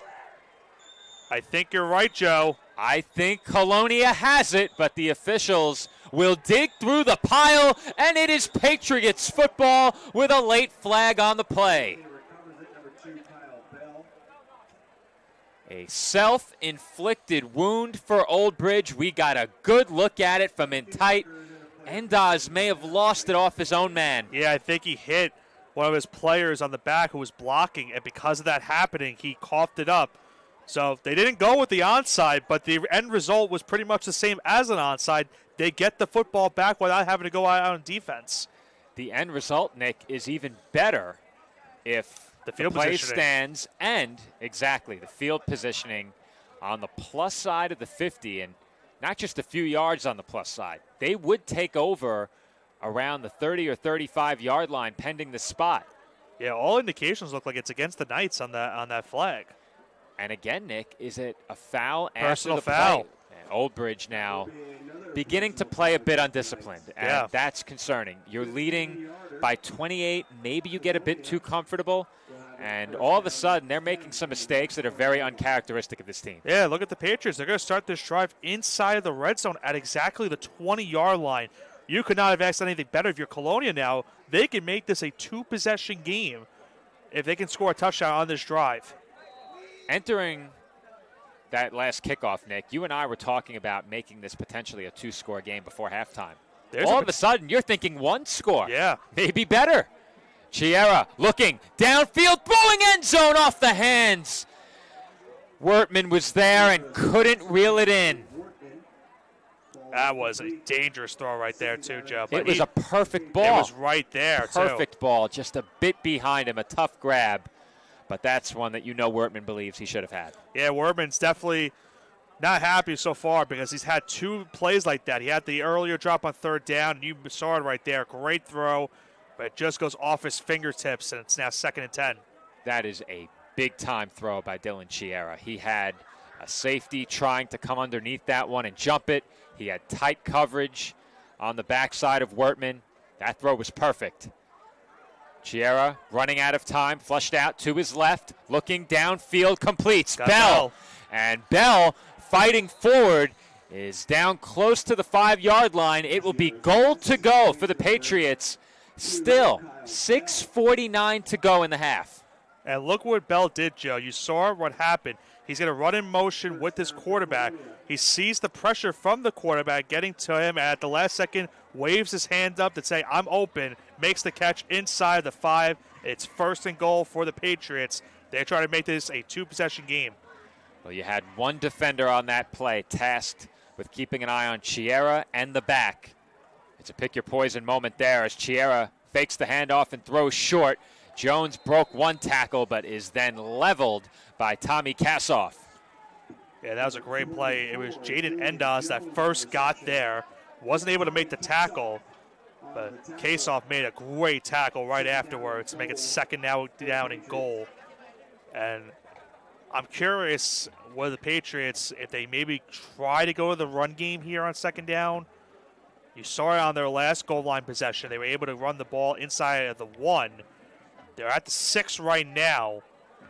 I'm curious if they try to run the ball here to make it potentially get the touchdown or make it 3rd and more manageable goal line, but they're going to talk it over. Yeah, I was about to say, with how much time they were taking to get set, there was really no doubt that they were going to have to take a timeout there. So it'll be 2nd down and goal from the 7. And you mentioned, Nick, perhaps they look to run. That's a gutsy call on 2nd and goal from the 7. I think you would assume you have 3 plays to get this. So just about anything on the table here. That being said, the Knights haven't really allowed much running room in this game. It's been primarily the passing game for the Patriots thus far. They tried the play fake on 1st and goal. Maybe they go with that again, but I think right now you have to stay composed if you're Colonia. You were gifted tremendous field position. Should you end up in a 4th and goal from this spot on the field, do you kick the field goal? Is there any benefit to a 19-point game? I say no. I don't think so either, Joe. I think 19 puts you in a spot where there is, I guess you could look at it, 2 touchdowns with the conversion and a field goal. But if you're anywhere close, I think you go. You got to think of it this way also. It's a 22-point game now. That's a 3-possession game. You kick the field goal, it's still a 3-possession game at the end of the day. But it could be 2 touchdowns and a field goal, playing devil's advocate. Yeah. Whenever you need more than 1 conversion, I'm of the mindset you go for the touchdown. We'll see if it comes to that. Pre-snap motion, fake on the handoff there, and a throw back of the end zone. Wortman makes the catch. Are you kidding me? He found room to tap his feet in the corner. I did not think he had enough room to make that catch. I thought that was a throwaway. But Wortman came down with it off the perfect pass from Chiera.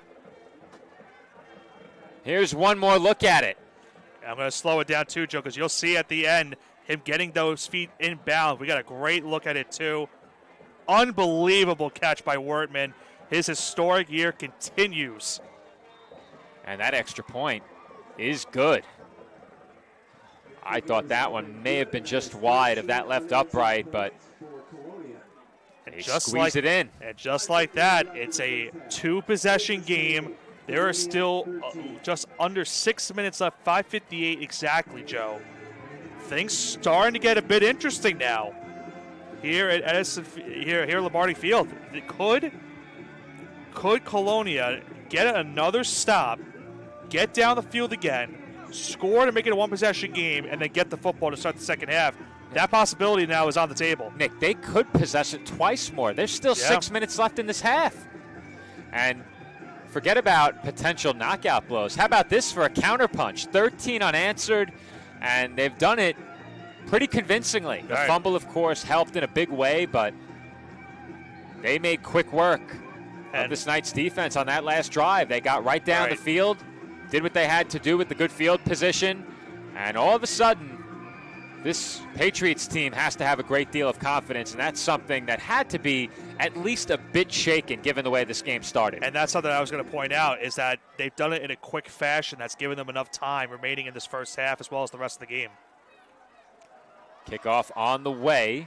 It is scooped up inside the 15-yard line. Here comes Xavier Diaz out to about the 35-yard line, and that is where the Knights will get started, looking to answer. Keep in mind, Nick, and we said it already, but this is the first chance that the Old Bridge offense has gotten since their defense was scored upon for the first time. Yeah, they're 4 for 4 in this game as there is a player down for the Patriots, so time is called. But that's the thing also, is that Old Bridge has not been stopped yet defensively in this game.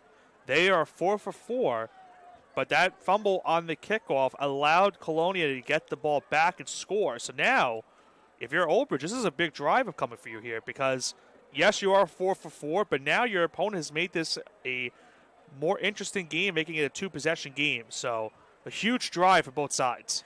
And, Nick, if I'm Old Bridge, what concerns me right now more than anything is the undisciplined football and the fumble on the kick return. Mistakes that you really can't afford to make if you're going to be a team that plays deep into the month of November. But those kind of mistakes, I think that's what concerns you at this point. If you don't score on this drive or you go 3 and out and give the ball right back to Colonia, now I'm a bit nervous about my standing in this game. You still lead by 15. I don't think by any means you're nervous about where you are on the scoreboard. That being said, how you've gotten here and what has led up to this point, I think those things definitely concern you right now. And if you're the Knights offense, there's a bit of pressure on your shoulders, even though you've been perfect so far. Right. A big drive for this Patriots defense. Can they get their first stop of this game and get the football right back? Nugent looking toward his sideline here ahead of the first play on this 5th Old Bridge drive of the game. As we've mentioned many times, the Knights 4 for 4. Nugent will keep. Big hole up the middle. He's across the 40 and tripped up across the 45-yard line. It's a first down run for Brody Nugent to get this Knights drive started. Well, Nugent does a good job right there following his blockers on that play, Joe, keeping it himself and getting the first down once again for this Knights offense. But a great shoestring tackle potentially saved a touchdown.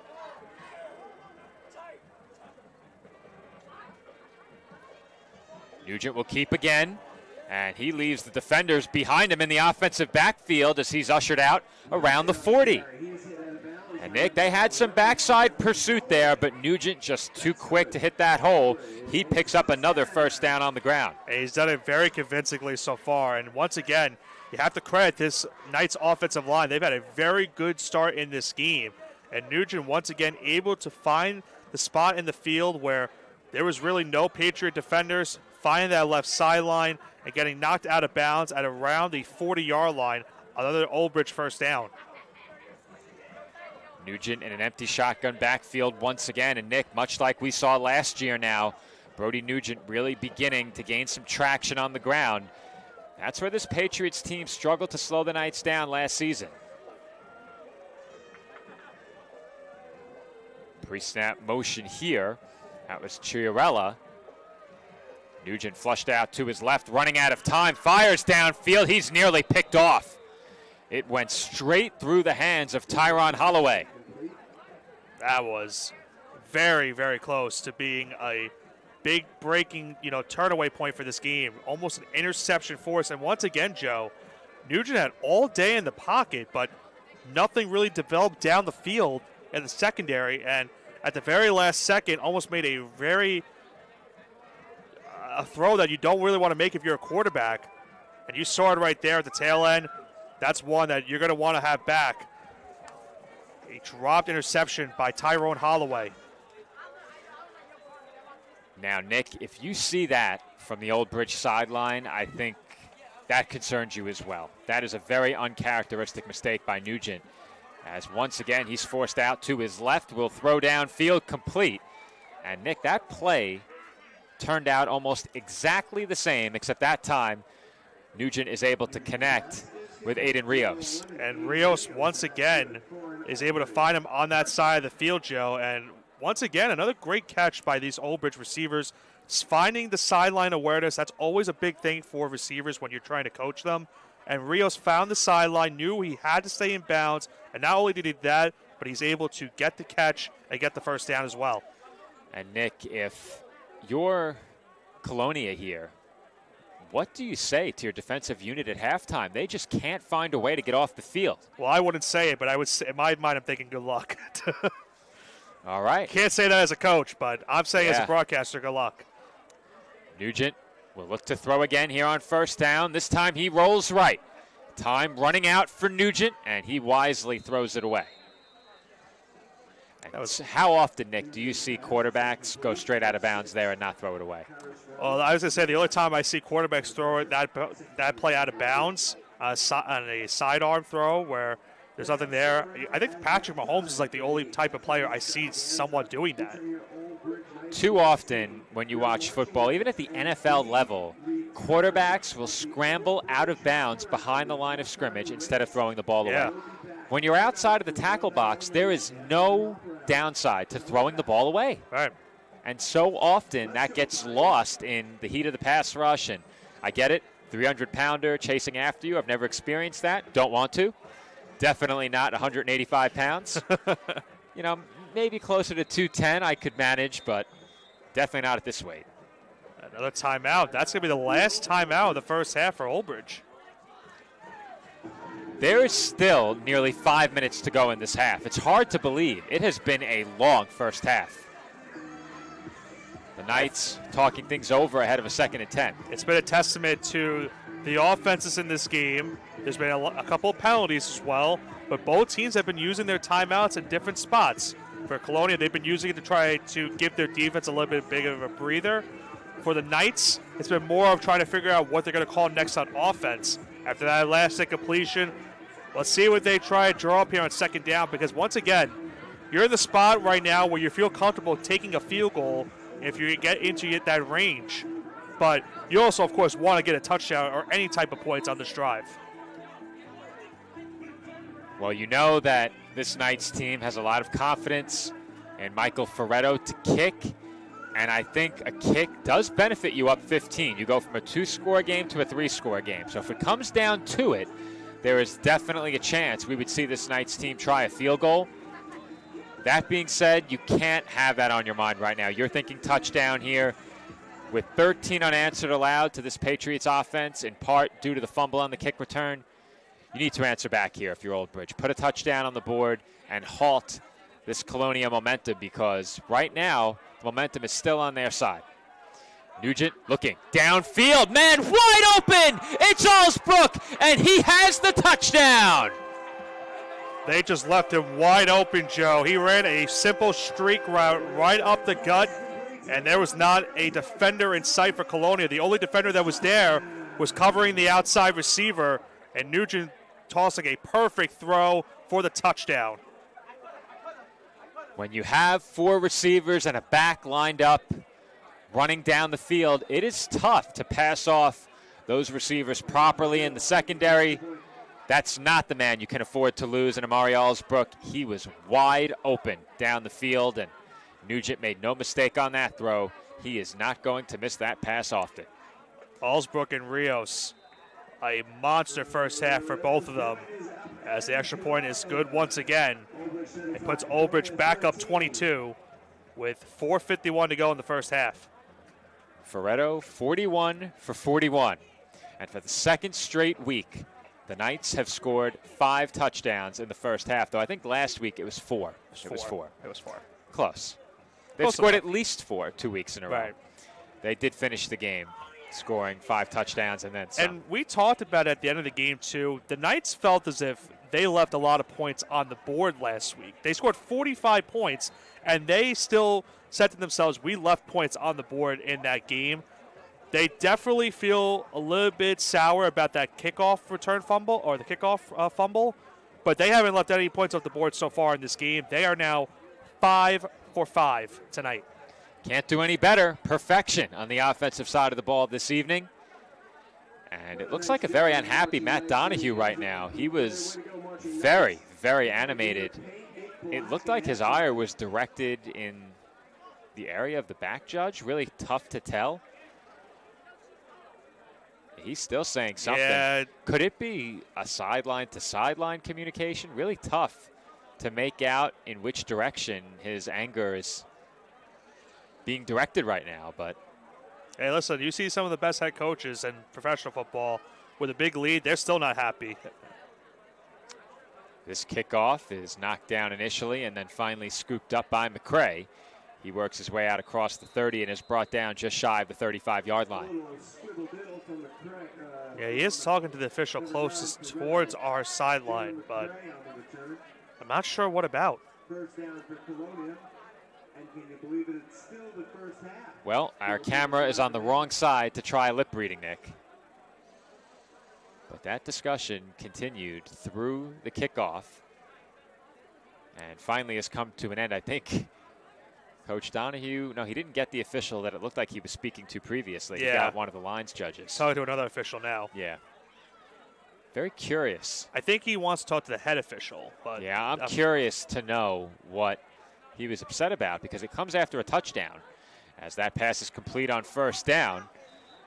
And Tyler Herman will move the sticks off the completion from Chiara.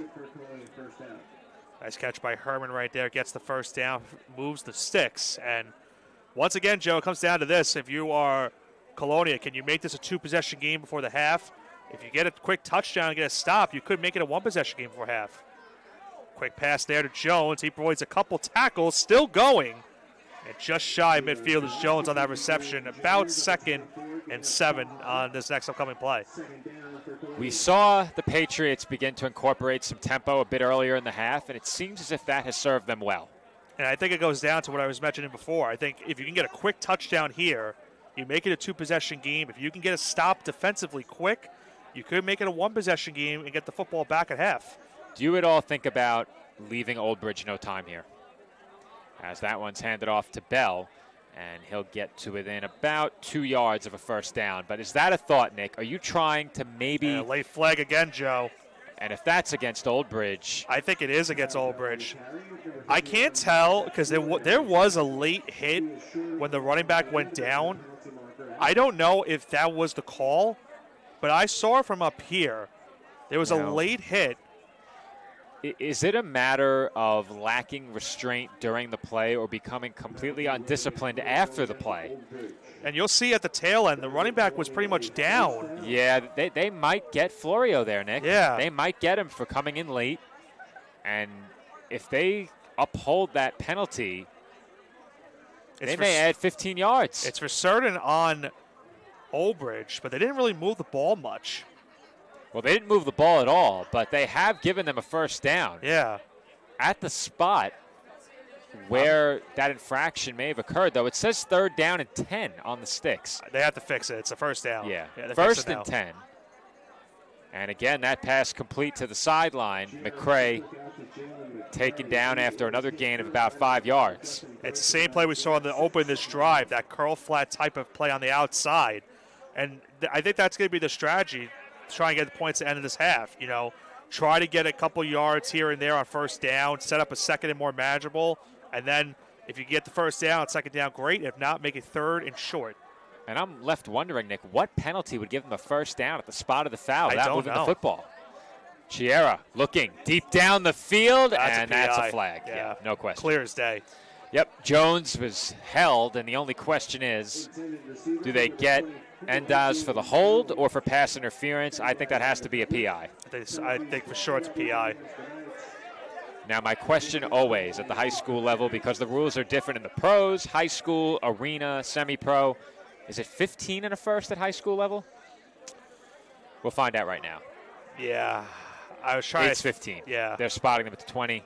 Ball was at the 35. So it is a 15-yard penalty and a first down. I try to remember. It's been so long since I've done a game at the high school level in terms of doing scoreboard and having to wonder that out. So I couldn't remember off the top of my head.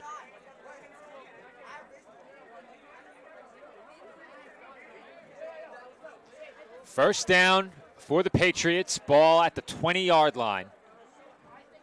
Looking to make it 3 straight scoring drives. Jones sent in motion. Handoff goes to Bell, looking to bounce outside. Bell headed for the sideline, inside the 10, and forced out at the 5-yard line. Took a shot at the end, but he did not go down. Bell with a great run right there.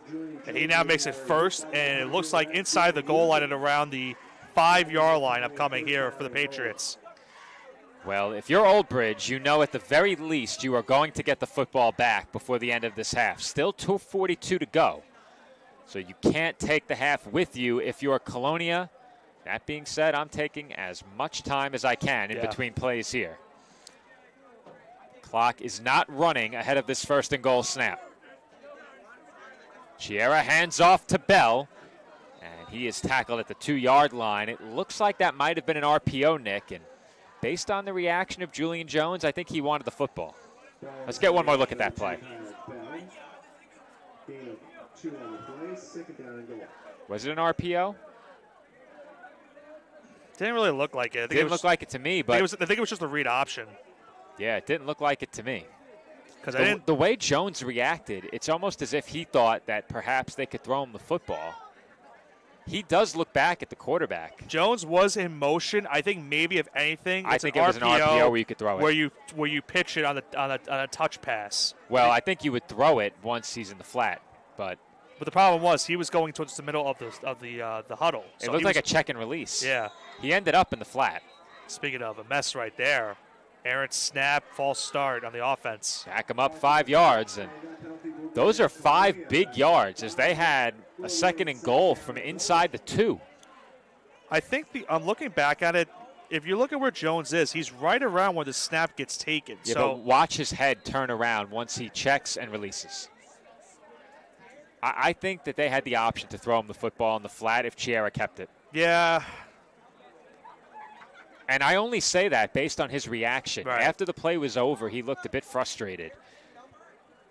Obviously, we're not in the headset. We don't know what the play call was, but in hindsight, of course, is 2020. You never know if he was going to be open on that play. I think the only reason he got open at the end of the play was because they knew it was a run. This time, it is Wertman. He breaks one tackle, but that is all, as 4 Knights combined to make that tackle.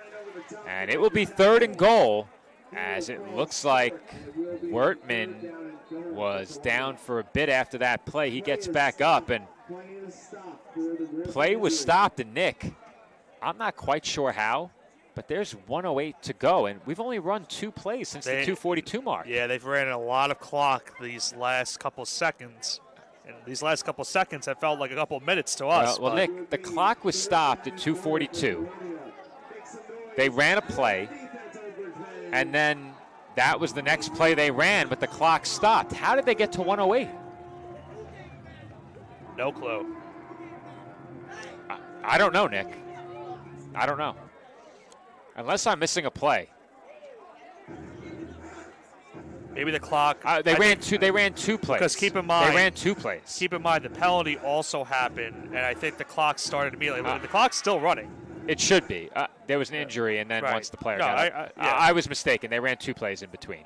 Throw for the end zone, incomplete, but a flag comes out, and it's going to be a 1st and goal for Colonia here. It looks like PI in the end zone. Yeah, that's one you don't want to have if you're the Knights defense.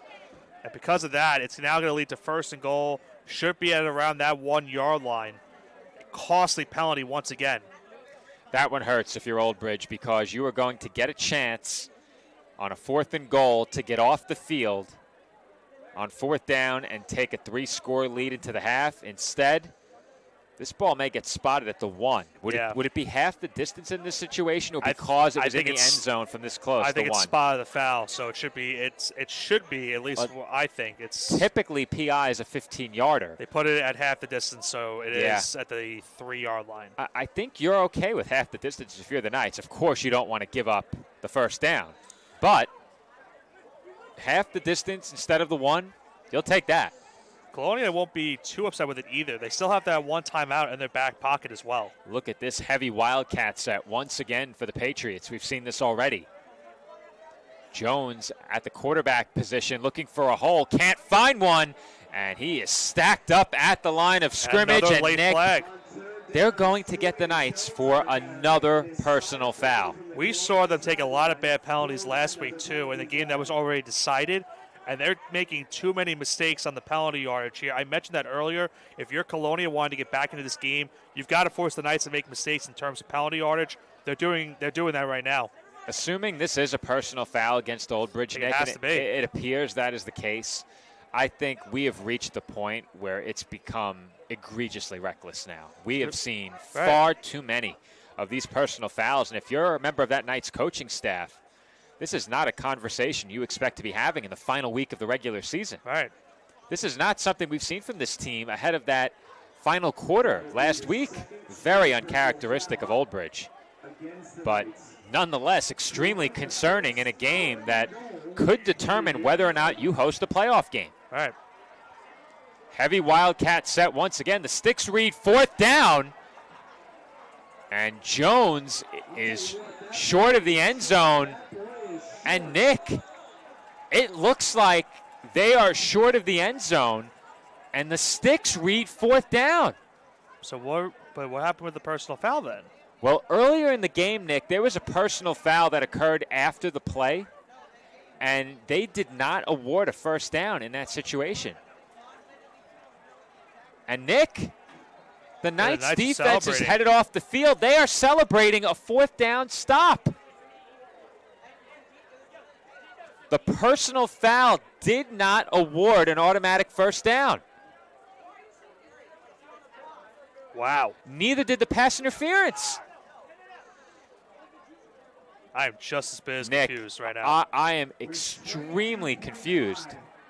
First, no automatic first down for the PI. I'm speechless. Nick, pass interference is not an automatic first down, apparently. Even in a goal-to-go situation, it is half the distance to the goal, replay the down. You do not get an automatic first down, apparently. I don't It is just the yards. I was not aware of that unless they picked up the flag. And that's the only thing I can think of. Maybe they just picked up the flag. Maybe. Because I don't know how they picked it up. It was right in front of the official. They go with the order of chivalry, and Nugent is safetied. With 19 seconds to go in the half, Old Bridge takes a safety to make it a 20-point game. Somewhat of deja vu. We saw a safety in last year's game. The Knights were the ones that got it, and Colonia now are the ones that get the safety, and they make it a 20-point game now. They will get the ball back. Not a lot of time remaining, but they will get the ball to start the second half. That's a huge play for this defense. They at least get some type of points on this before the end of the first half. If you're Old Bridge, you had one job on that play, get out of the end zone. And this Colonia defense, knowing what the Knights needed to do, made sure they were unsuccessful. And, Nick, I still can't believe that with a pass interference, or go back to the play. Let's go back to that holding or pass interference in the end zone if you have it. I definitely have it. I got to look for it. Yeah, let's find that. Yeah, I got it. We have a great look at it. We'll slow it down. The foul occurs right in front of the official. Let's see if they should have picked it up based on the replay. And you can see it right there. There's the pass interference, the holding. So maybe that's what it was. Maybe they just called holding and not pass interference. I don't see much there. You're going to wind that back one more time. I think they snapped it from where? The 7? It was right at the beginning of the play. That's where I saw the holding of the jersey for a second. It was very, very brief. Yeah, Nick. I don't see much there. He throws the flag there. I could definitely see a scenario where you decide to pick that one up.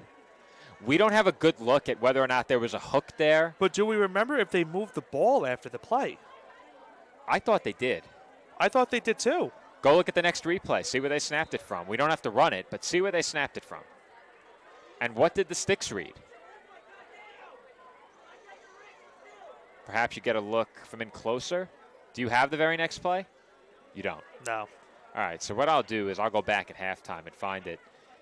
Because if there's pass interference in the end zone, even if there's holding, that's an automatic first down. Yeah. And there was no argument from the Colonial sideline, which means that they either picked it up or pass interference does not award a first down.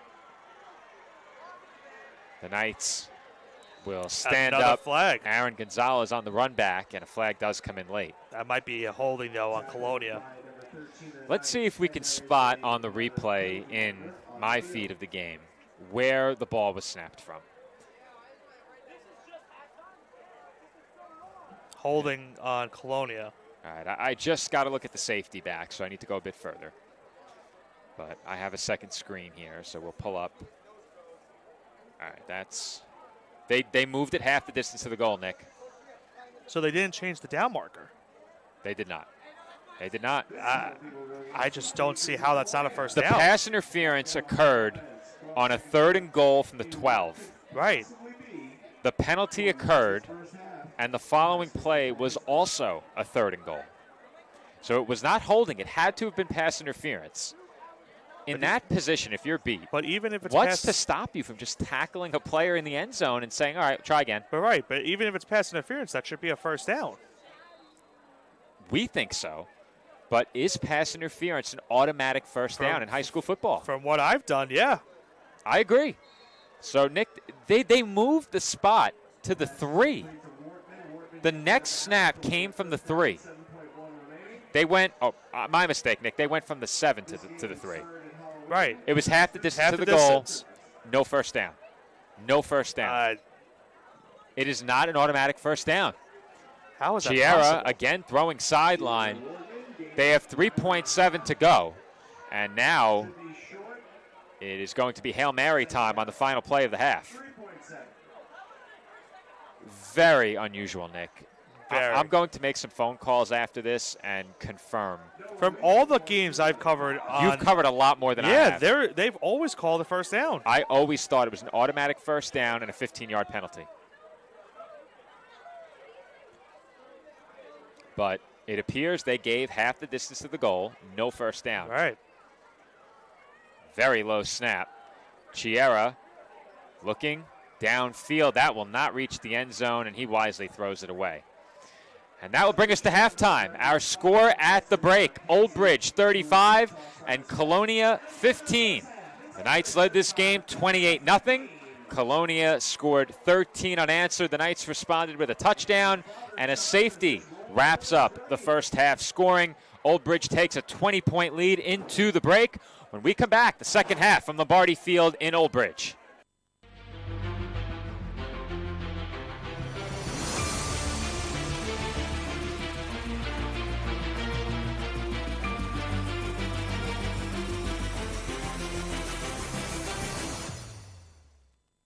Celebrating 65 years, the Old Bridge Rebels Youth Organization is the longest-running and most successful youth organization, serving Old Bridge Township. The Rebels are the premier football and cheer organization with a long and rich history in coaching and developing our community's future leaders. Through proper guidance and leadership, the Rebels program assists the youth in developing the qualities of safe play, discipline, teamwork, fundamentals, and well-being.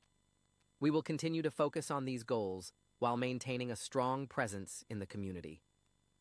Check us out at swsrebels.org. This football season, stop by Market Boy Liquors, your hometown destination for over 20 years. Family-owned and operated, our 8,000-square-foot store features the largest beer cooler in the area, plus an unbeatable selection of wine, spirits, cigars, and craft beer.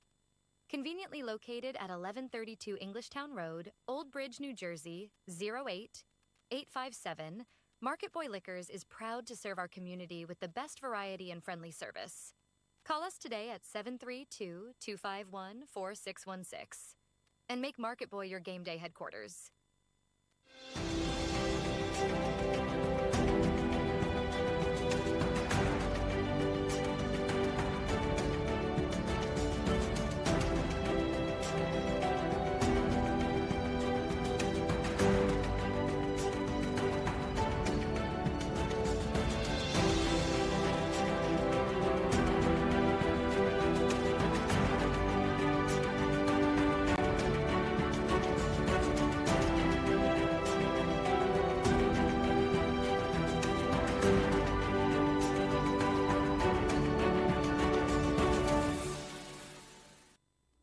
comes to buying and selling a home, do it with Peter Hunt's Home Team, powered by Century 21. For years, Peter has dedicated his life to the real estate industry, offering help and care to all of his clients. With experience and proven results, Peter is an award-winning realtor and the top producer for Century 21 Action Plus. A resident of Old Bridge, put Peter to work at selling your home or finding the home of your dreams.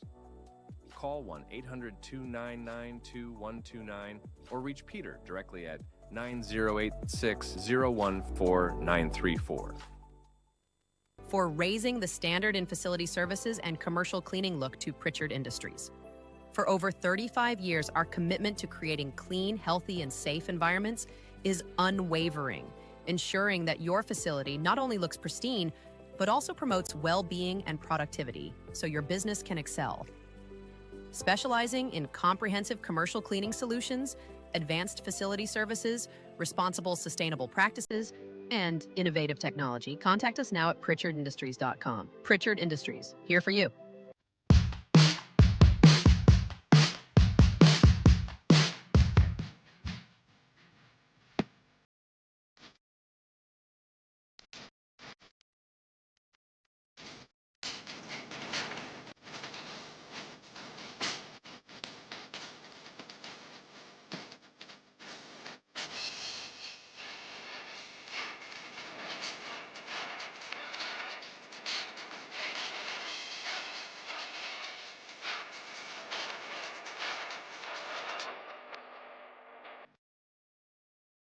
At Giuseppe's Old School Italian Pizzeria, we bring you the perfect blend of tradition and flavor.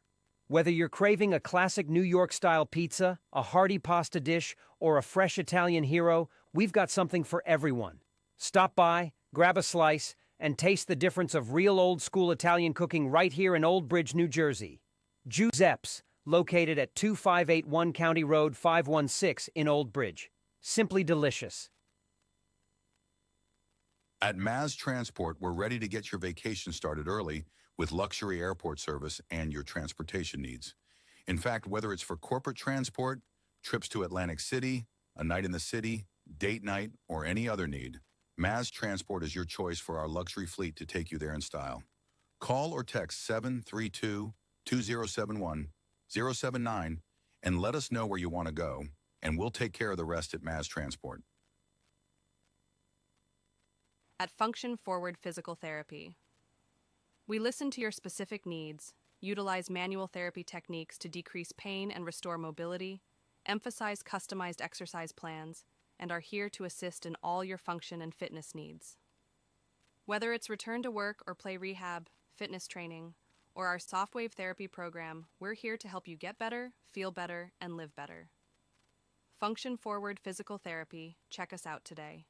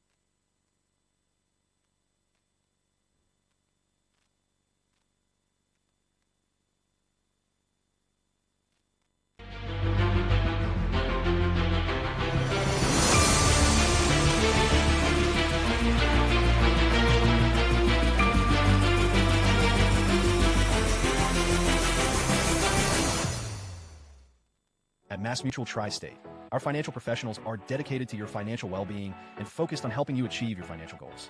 We provide expertise in crafting strategies that align with your specific needs. We offer industry-leading insurance solutions, financial planning, and wealth management tailored to support your pursuit of a financially secure future. Whether you're planning for retirement, protecting your loved ones, or growing your wealth, we're here to guide you every step of the way. So please call Rich Caruso at 732-623-5700 with any questions and to set an appointment with one of our financial professionals. Thank you.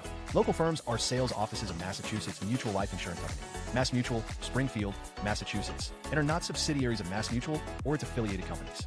Securities and investment advisory services offered through qualified registered representatives of Indemel Investor Services, LLC. Member SIPC 732-623-5700. Since 2003, Elite Sports Physical Therapy of Morganville has developed customized care and physical therapy programs for thousands of athletes through evaluation and setting athletic goals. Whether a torn ACL, dislocated shoulder, or concussion is keeping you on the sidelines, our highly trained physical therapists can help you recover and return to the field or court in better shape than ever before. Come see what we are all about. Visit us at EliteSPT.com or call us today to book a consultation. At Bagel Boy Bagel Shop in Old Bridge, we're more than just bagels. Come visit us at 2329 County Road 516, where we bake our bagels and bread fresh daily, have the freshest fruit and veggie platters, and an assortment of sandwiches and plates that are sure to satisfy.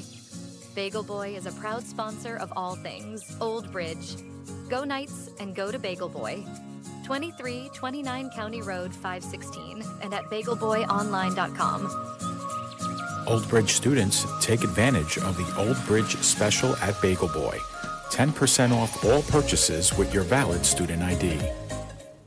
Protect your family, pets, and your wallet with Anchor Pest Control. We provide coverage for all your pest removal needs, and our all-inclusive service saves you money. We've designed our services to be both comprehensive and budget-friendly for homeowners. Plus, with our premium service, you'll get a free mosquito application.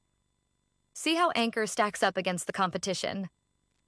Visit us, anchorpestcontrol.net, or call 888-623-2847 for information and service.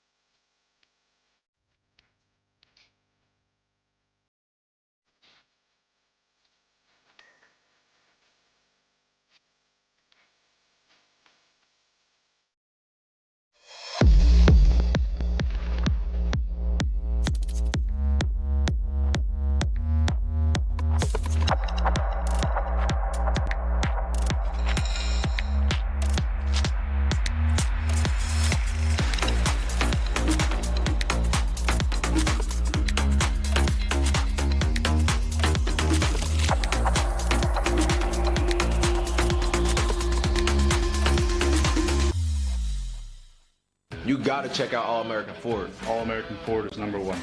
All American Ford in Old Bridge is proudly family owned and operated, and we're the #1 Ford dealership in New Jersey. All American Ford is the tri-state area's giant auto group. They always have the largest selection, and it's not even close. All American Ford is currently offering APR financing as low as 0%, low monthly lease specials, and thousands off MSRP. Giant selection, giant savings. Go G-Men, and go All American Ford. Shop online at allamericanfordandoldbridge.com. Getting a home loan shouldn't feel like an obstacle course. At CMG Home Loans, getting a loan is simple.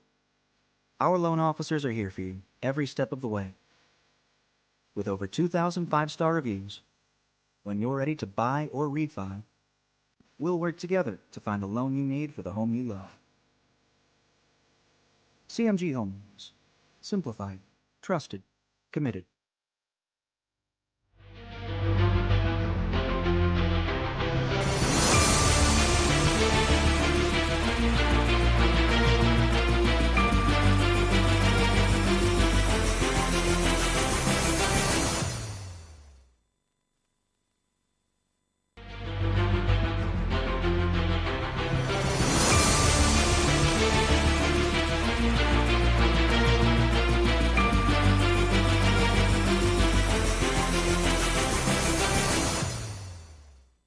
Celebrating 65 years, the Old Bridge Rebels Youth Organization is the longest-running and most successful youth organization, serving Old Bridge Township. The Rebels are the premier football and cheer organization with a long and rich history in coaching and developing our community's future leaders. Through proper guidance and leadership, the Rebels program assists the youth in developing the qualities of safe play, discipline, teamwork, fundamentals, and well-being. We will continue to focus on these goals while maintaining a strong presence in the community. Check us out at swsrebels.org. This football season, stop by Market Boy Liquors, your hometown destination for over 20 years. Family owned and operated, our 8,000 square foot store features the largest beer cooler in the area, plus an unbeatable selection of wine, spirits, cigars, and craft beer. Conveniently located at 1132 Englishtown Road, Old Bridge, New Jersey, 08857, Market Boy Liquors is proud to serve our community with the best variety and friendly service. Call us today at 732-251-4616 and make Market Boy your game day headquarters.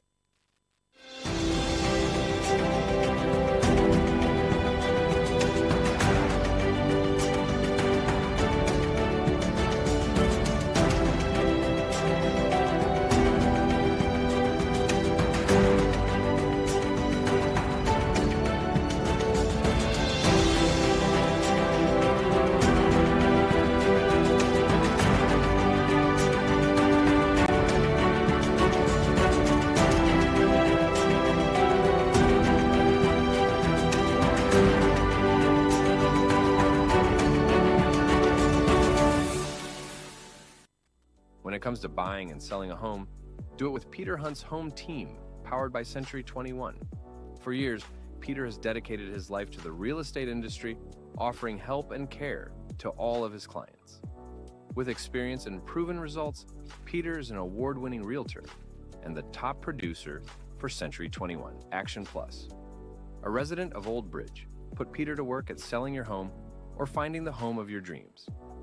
Call 1-800-299-2129 or reach Peter directly at 9086-014-934.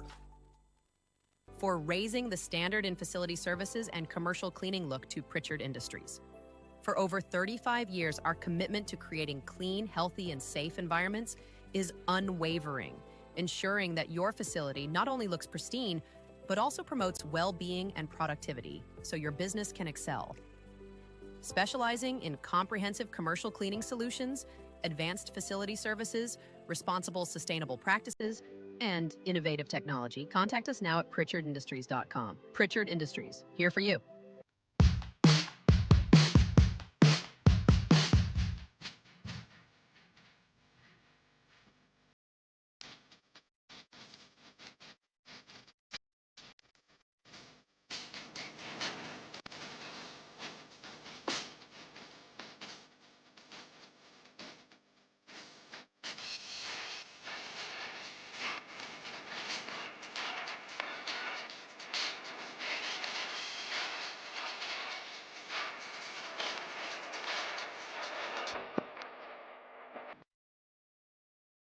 At Giuseppe's Old School Italian Pizzeria, we bring you the perfect blend of tradition and flavor. Whether you're craving a classic New York-style pizza, a hearty pasta dish, or a fresh Italian hero, we've got something for everyone. Stop by, grab a slice, and taste the difference of real old-school Italian cooking right here in Old Bridge, New Jersey. Giuseppe's, located at 2581 County Road 516 in Old Bridge. Simply delicious. At Maz Transport, we're ready to get your vacation started early with luxury airport service and your transportation needs. In fact, whether it's for corporate transport, trips to Atlantic City, a night in the city, date night, or any other need, Maz Transport is your choice for our luxury fleet to take you there in style. Call or text 732-2071-079 and let us know where you want to go, and we'll take care of the rest at Maz Transport. At Function Forward Physical Therapy, we listen to your specific needs, utilize manual therapy techniques to decrease pain and restore mobility, emphasize customized exercise plans, and are here to assist in all your function and fitness needs. Whether it's return to work or play rehab, fitness training, or our soft wave therapy program, we're here to help you get better, feel better, and live better. Function Forward Physical Therapy. Check us out today.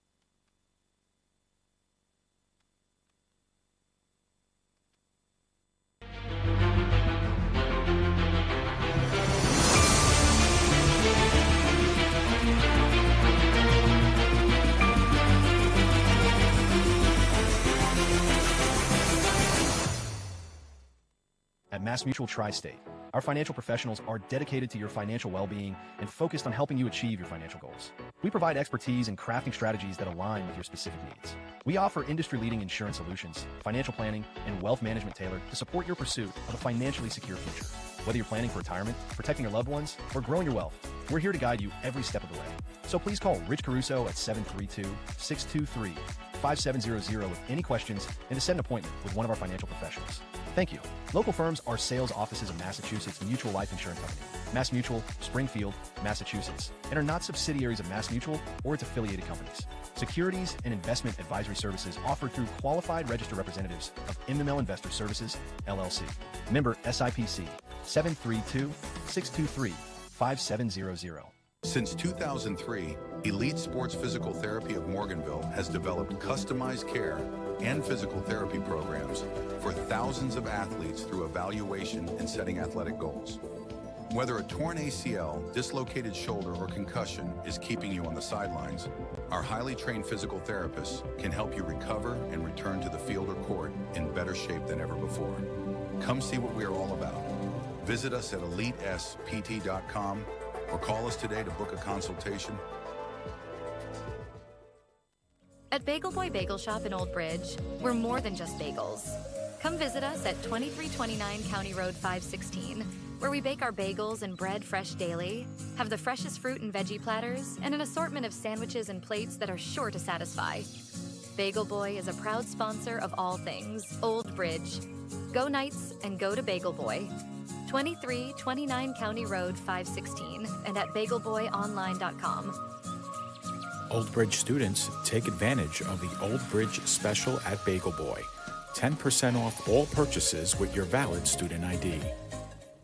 Protect your family, pets, and your wallet with Anchor Pest Control. We provide coverage for all your pest removal needs, and our all-inclusive service saves you money.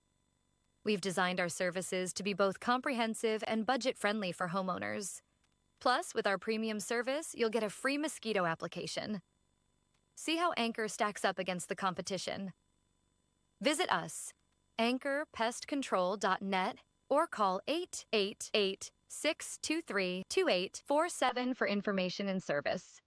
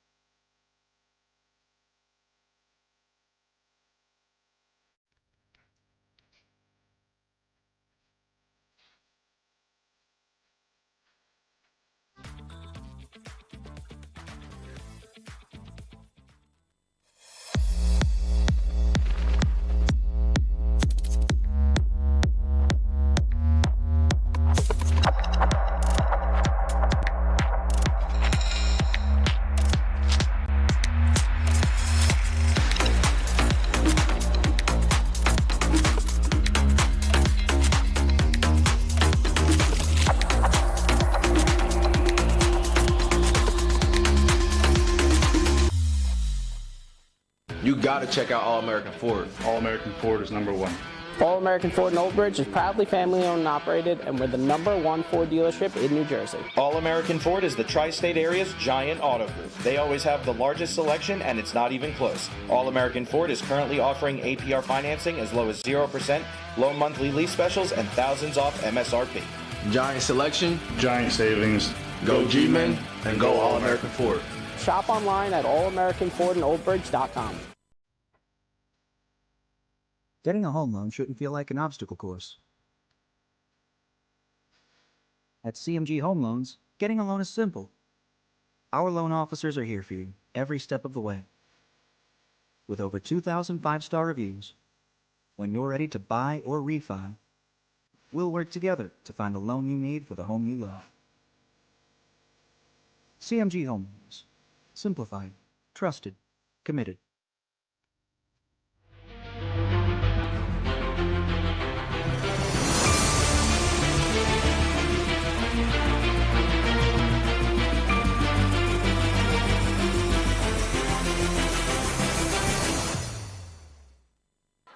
Joe Foreman and Nicholas Bavona back with you from Lombardi Field in Old Bridge, where the Knights are set to kick off to begin the third quarter.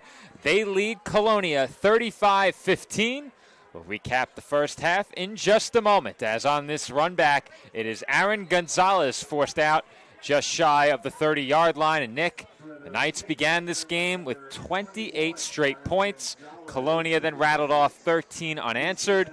Old Bridge responded with a touchdown, and Colonia was stopped on a 4th and goal from about the 3 or 4 yard line. They then got a safety on their final defensive play of the half with 19 seconds to go. And if you're Old Bridge, all you had to do was find a way out of the end zone. You go into the half up 22, plenty of momentum. Instead, Colonia, riding the momentum of that safety, takes over, trailing by 20.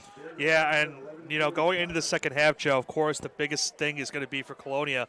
They got to score in the second half. Find a way to get some points to start the second half. You're down by 20. If they had gotten that touchdown before the end of the first half, they could have been down 2 possessions and could have gotten a chance to make it a 1-possession game to start the second half. Instead, they're still down 3 possessions, but a touchdown to kick off the second half would go a long way for them. Still plenty of football left to be played. We thought perhaps that when the Knights went up 28, that might be the knockout blow. Not the case. Patriots get to work with a first down run, and will pick up 2 yards out to the 30. That is Bell on the run. About a 2-yard pickup, looks like, on that play for Bell to make it 2nd and 8. And I think the big other thing, too, for Old Bridge is that one of the things that probably was the biggest difference of the first half and the second, going into the second half, is that their penalty yardage was a big factor for Colonia getting back in this game, too. So that might have been tipped at the line. Nonetheless, it is incomplete. It's now 3rd down. And we saw for much of the first half, the Knights' defense seemed impenetrable. Did you pick up anything on those 2 scoring drives that changed? I think for me, what I noticed is the tempo. I think that certainly helped. But what really began to click offensively?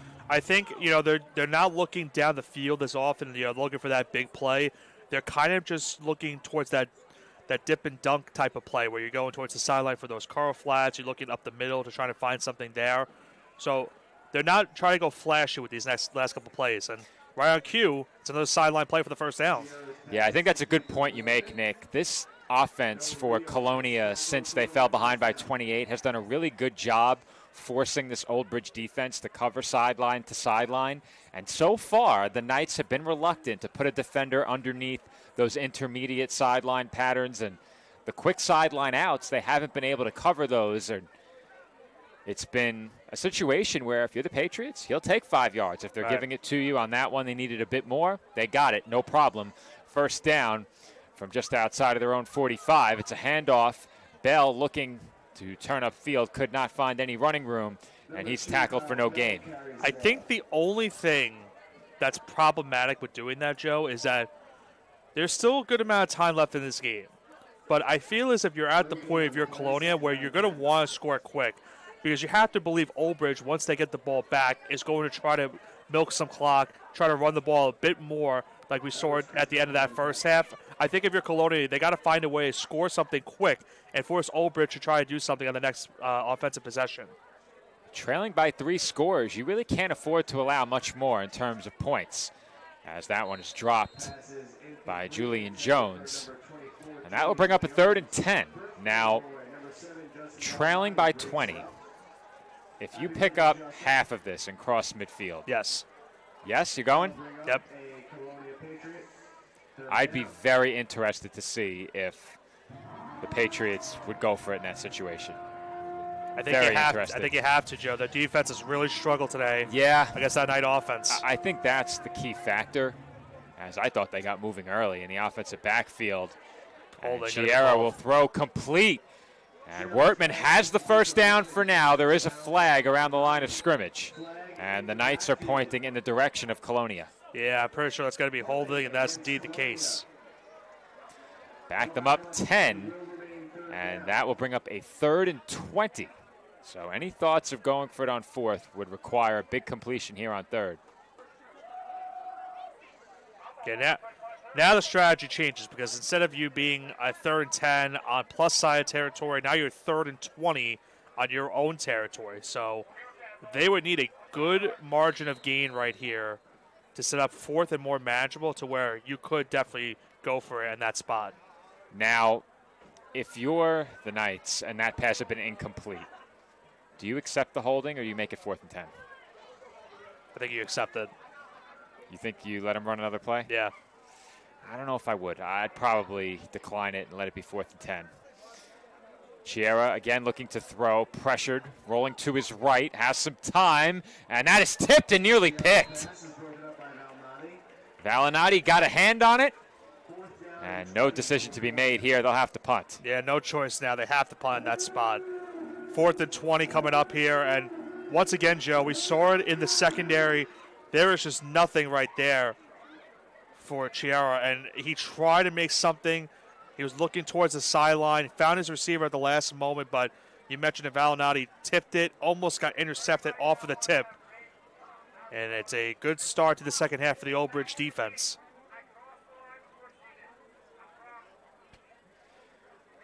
Patriots lining up in punt formation here on 4th and 20, and again the Knights nearly get in to block it. Fair catch called for. Almost interference. Well, I don't think so. I think Diaz was almost run over by his own man. Right. Very, very close. Diaz may have been hit by his own teammate, but he does make the grab cleanly, and the Knights will take over from their own 35-yard line. And we knew 4 scores would be very tough to overcome for Colonia, and that was still with the hopes that you could double dip heading into the 3rd quarter, get a score late in the first half and one more to begin the second. Now your defense is back out there, and I don't think you can afford to allow a touchdown. No, certainly. you can't. Even a field goal would make it. I was to say, you can't really allow any points right now at this point. Yeah, even a field goal makes it 23. You would need a couple of 2-point conversions. Rizzo yanked down after a gain of 2. And that was a great tackle, Joe. Yeah, I don't know how he got him down with an arm tackle. I and don't he know didn't either. grab the face mask. Certainly not. And the Knights were petitioning for a face mask call. But that was a good no call. Yeah, because Rizzo was going to have a lot of space right here. It's a really good tackle by Julian Jones. Rizzo, the motion man on 2nd down. Nugent will keep. He has some room. And he is fighting toward the sticks. Did he pick up the first? He did. And they will move the chains. And Nick, we saw this on the last Old Bridge drive ahead of the safety. They could not stop the ground game. Brody Nugent and this offense just kept moving forward, and it almost seemed effortless. Yeah, I mean, you see it right here. They fake the handoff to the outside. He goes straight up the middle, and he's been doing that a lot the last couple of minutes. And now Rizzo will get a turn. He's across the 45, 40, 35, 30, 25, 20, and finally brought down just outside the 15-yard line. Rizzo's been making some great runs tonight, Joe. Had the earlier touchdowns in this game, and this might be his most impressive run of the night right here. You see he gets the inside carry, avoids one tackle here, one tackle there, almost broke a 3rd tackle right here, but he gets knocked down inside of the 20 and around the 15-yard line. Christian Madison getting way downfield to make a block as well. And the Knights are back in the red zone. Ulsbrook, the motion man. Handoff goes to Jeremiah Dixon. Dixon with a head of steam is tripped up inside the 10. And did they just call him Jeremiah Dirty Dixon on PA? I couldn't hear what he said. I could have sworn they announced him as Jeremiah Dirty Dixon. It's sad. I won't ask questions, Nick. I'll just go with it. It's sad to say that's not the worst thing I've heard for our player. Not here, but you won't hear me saying it again. As they hand off to Dixon. And Dixon has blocking. He has the score. Old Bridge marches straight down the field behind their ground game, and they now lead it by 26. They call that ground and pound, Joe. Then they pounded away on this defense.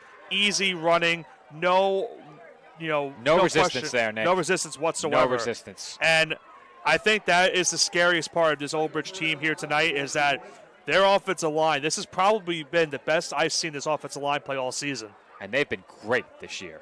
I can't think of a game where they've had an off night. You could argue as much as we talk about the offense and the defense, the offensive line might be the most impressive unit on this team. And it's tough to make out who got the key block. We don't have replays from in very close where we can see the battle in the trenches. But given the kind of holes that open up in the running game for Old Bridge, you know that unit is doing their job, and not just doing their job, they're doing it really, really well. And they're doing it in an impressive way. I mean, you mentioned it, no resistance on that play. There was not even a play where Old Bridge had to sweat out and think that, oh man, if we don't get this, we're not going to be able to get a couple first downs or not. They made that one look super easy, just running the football down the field with a multitude of players. And now they go up big in this game, 27-point lead for the Knights. And with still about 7:25 to go in this third quarter. Well, Nick, we spoke about it during the first half, maybe a bit prematurely, given what we saw late in half number one. Is that score there to go up 4 possessions? Is that the knockout blow? By my estimation, I think yes. I think it is. They just haven't been able to slow down this Old Bridge offense. They don't have a stop. 6 for 6. Yeah, I think that's really the key.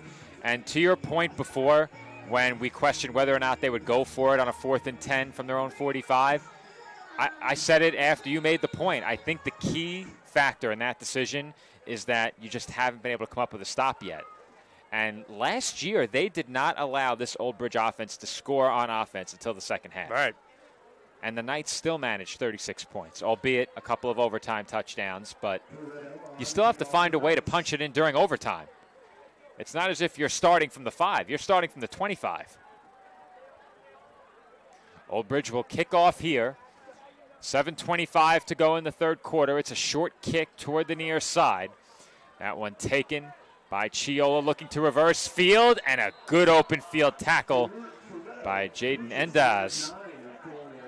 Tripped him up inside of the 30. I think, what you look at how this matchup was compared to last year, too, you have to think about it this way. Last year wasn't a great year for Colonia. They finished under 500. They were 4-6. And for Old Bridge, they had an up and down season as well. These two teams have really upgraded and have developed well this season. And Old Bridge has really shown it in this game here tonight. The pass protection has been great. The run protection has been great. They're winning the battle in the trenches. And their defense is playing one of the top offenses in all of New Jersey. And they're just shutting them down easily right now. And it's showing on the scoreboard. I think the job that this Knights offense has done in this game, it could be their best performance of the season. As they'll throw short here. And this time the Knights are ready for the underneath pass. Endaz there on the tackle. Herman with the reception, gain of a couple, maybe 3 on the play.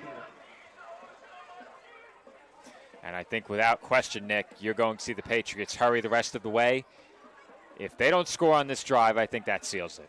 And I talked about earlier, when you asked about the importance of keeping the win streak going into the playoffs, that's big because right now, look at the way the score has gone. This is going to be lingering with this team for the next week. No matter what the final outcome is, they just haven't really played the way they've been playing the last couple weeks. And this wouldn't be, as that is ruled incomplete. This wouldn't just be a quality win. it's a point I made earlier. This would be a statement win if you take this victory by 25 plus. I mean, that is sending a big message throughout the region heading into the postseason. And I think effectively you would lock up a home playoff game. You came in ranked 4 of 8 teams, and you need a top 4 ranking to secure that home game. There's no way the Knights would fall following a performance like this. So I think they would lock it up. It has been really impressive. That being said, following this week, it's what you do the rest of the way that really matters. Short pass to Bell out of the backfield. Bell does turn upfield. And on 3rd down and about 7, there is a flag as well. He picked up maybe 3 or 4. It's going to be against that Patriot offense, though. Well, if that's a hold, it would set up a 3rd down, and you'd assume about 17. And I think you definitely accept this one. Back him up. Holding against Colonia. Yeah, without question, you have to. Repeat 3rd down. They will repeat 3rd down, and it will indeed be a 3rd down and about 16 or 17 yards. So Colonia needs a chunk here to make it a 3rd and, or I should say a 4th and a bit more manageable, perhaps. They take a shot downfield, try and get it in one play. We know they're capable, but time very quickly running out on this Patriots squad. 3rd and long. Knights bringing a lot of pressure. Chiera throws to a wide open McCray over the middle, and he is close to a 1st down, about 2 or 3 yards short.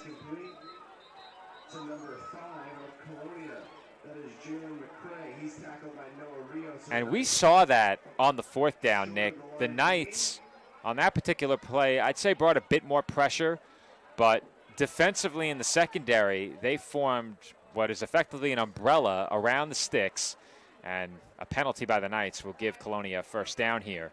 I was looking for a flag as I heard the whistles. I could not find it. I couldn't find it either. I couldn't find the flag, but there was a penalty against Old Bridge, and it appears, Nick, it appears that the penalties are not going to negatively affect the outcome in terms of win versus loss. That being said, the Knights cannot play this way in the postseason. You can't, because you're going to give teams an opportunity to extend drives or negate any type of play that goes positive in your way. And that's been a problem the last 2 weeks, especially because they had those penalties at the end of the game last week, and there's been some penalties tonight that have really hurt them. Thankfully, you know, that one play at the end of the first half didn't really hurt them because it was not an automatic 1st down. Pre-snap motion man is McCray. Chiera sets his feet and delivers to the sideline once again. Wortman making some moves, but eventually he's brought down by a group of Knights. And that completion is good for a 1st down. We have just over 5 minutes remaining in the 3rd. And the Patriots will get back to the line. I think now if you're the Patriots, even if you can't get back into this game, Joe, I think one of the things you want to do now at this point is get some points to end this game and at least get some type of good feeling going into the postseason next week. I think that's realistically right now what should be your mindset if you can't get back in this one. Shotgun set, low snap, Chiera.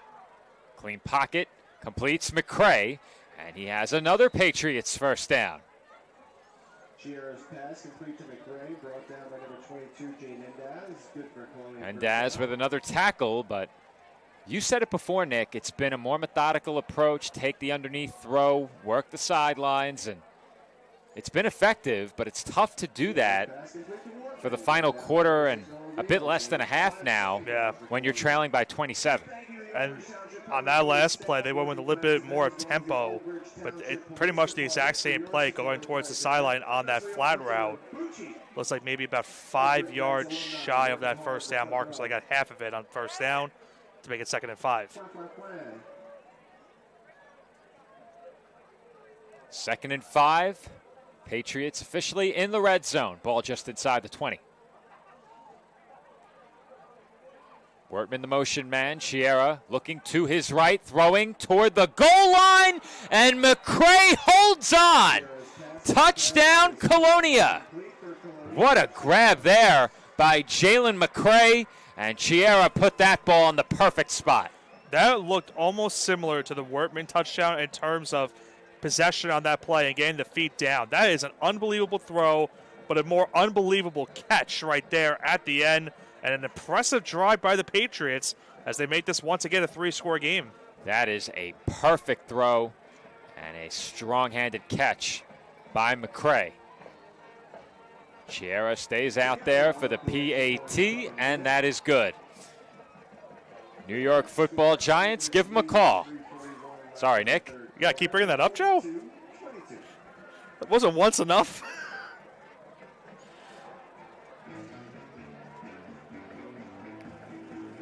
Nonetheless, how about this game, Joe? Once again, a lot of points.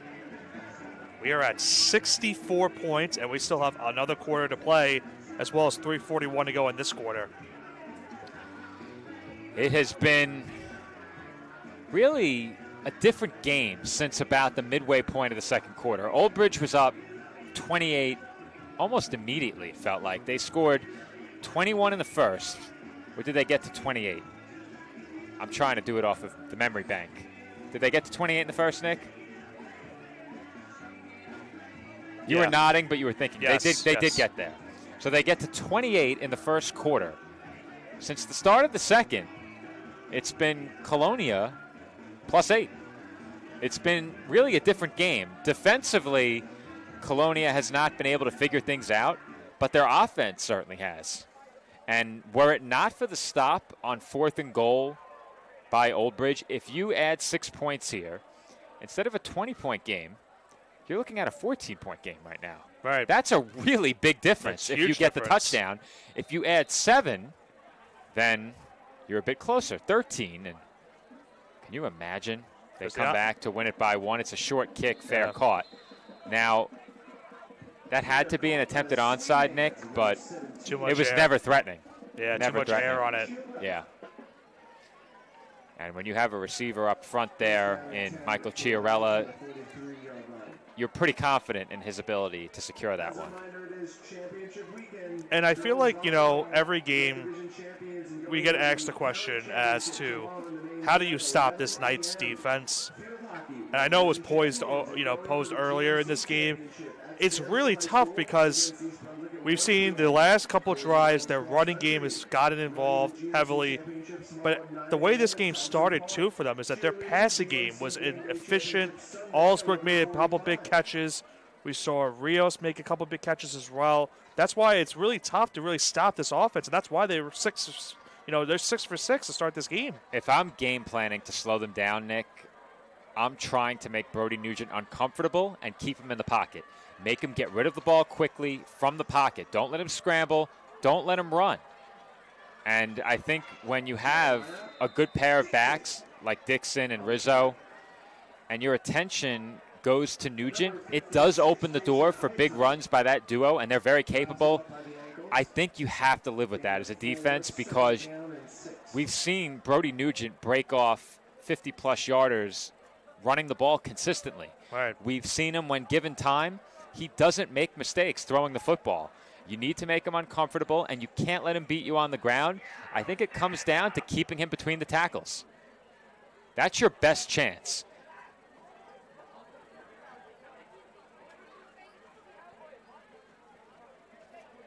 Second down and about 4 here.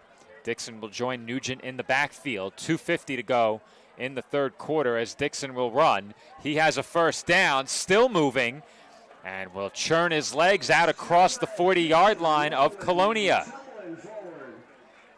And that's something else that has really been concerning in this game for Colonia, Nick. The Knights have just imposed their will on the ground from the get-go. Yeah, I mean, you'll see it right here. They are not able to bring down Dixon on multiple occasions. There's one miss, almost a second miss there. It took 4 players to bring him down on that one play. Yeah, it's a matter if your Old Bridge of just being dominant at the line of scrimmage in this game, and they've been able to ride that now for 2 and almost 3/4 of a quarter. And it also goes to the mindset of them winning that battle of the trenches that we talked about earlier. Nugent will keep here, and the Patriots stay with him, and flag comes out. Did they grab Nugent by the face mask?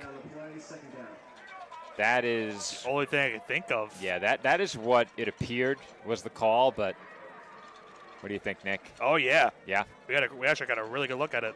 Yeah, it was tough to make it out from our perspective, the official right on top of it. So that is going to be a 15-yard personal foul against Colonia, and Nugent immediately signaling that he was grabbed by the face mask. He sure was. Good look from in close there by Alex, our camera operator outside. He is braving the elements tonight. He is braving it for sure. It is a very chilly night here in Old Bridge. Pat, well prepared. He's got his thermal, his gloves, his compression pants up on the roof. Alex, not quite as well prepared. He may or may not be in shorts. He is in shorts, very much so. And he's in khaki shorts with no pockets, and those are very lightweight shorts. Not ideal. No. I broke out the jeans tonight instead of the lightweight. They call them the commuter pants with all the extra pockets and the zipper and lightweight nature. They'll hand off again here. Rizzo this time is stood up after a short gain. Picked up about 3 yards on the carry. Knights taking a lot of clock with them here, and as they should. Any hopes that the Patriots had of a late comeback dwindling very quickly with this lengthy Old Bridge drive. The Knights at this point, you have to feel comfortable with the lead. Your mindset right now is get out of this game unscathed, don't have anything happen towards the end of the game, and get ready for next week and seeing who you're going to be playing. We touched on it during the pregame. I believe Tom's River is what you said. Yeah, we're going to pull that up again. There's another run, this time for Rizzo. Gets to the outside, trying to fight off a defender, but is pushed out of bounds. He'll lose a couple yardage right there. Going back to what we talked about during the pregame, I'll have to scroll around a bit. I must have missed the down. It's out 4th down. Did you miss a down, though? I thought they ran it twice. I thought so, too. I thought it was 3rd down. 6th read 4th. Was it another situation where they didn't get an automatic first down? Face mask, no first down? Unless I missed the play, I wasn't sure. We were looking over those standings. I'm still looking for the notes I had. And I do see a flag, I can tell you that. And the Knights are clapping. And I think it's because, look, where the Colonia coaches are on the field, Joe. They are heavily on the field. All right. So, Nick. That flag came from the other sideline. We touched on it during the pregame, but in Central Jersey Group 5, the Knights are currently ranked 4th of 8 teams. 3rd quarter is over, by the way, but continue. A top 4 ranking in Central Jersey Group 5 would earn them a home game. A loss likely would have dropped them out of the top 4. You mentioned the likely first-round opponent. You said Tom's River North to be precise. And entering the week, the Knights would have been hosting Tom's River North here. A lot can happen. Teams can win, teams can lose, and those rankings can change. But that's what we were looking at coming into this week. So I don't know if Old Bridge is going to see any movement in the negative direction. You can't imagine they would, given how they played today. And you think they move a bit more safely into the top 4, perhaps, following this win. And they have to feel safe about what's been happening tonight and going into that game next week, because no matter who they play, the team that they're going to be facing knows they're going to be having a tough challenge trying to stop this offense. And they're going to have to come to Old Bridge and try and pull off what would be, at least in terms of rankings, an upset on the road. And I'm assuming that game would be on Friday. So if that's the case, you have a Christmas night here tonight. Next week, of course, it would be Halloween night. Well, I think we brought it up before on another network, but by far my least favorite holiday. I'm not a fan. You will not see Joe dressing up. You will not see me dressing up, but I don't think we'll see you dressing up either, correct? What was the question again? I don't think we'll see you dressing up either, correct? No. So I have a party the next day, but not that day. We did, a survey of our crew elsewhere. We do games for the College of Staten Island as well, and covering games there. We took a look around the press box, and we're going one by one who would dress up. That flag, by the way, was on Colonia, so it is a first down for the Knights. Me, you, and Pat all here tonight, all also working over at CSI. We're all a no for the costumes. Pat said he would show up in his birthday suit. That is not a costume. Why'd you bring that up? He said it.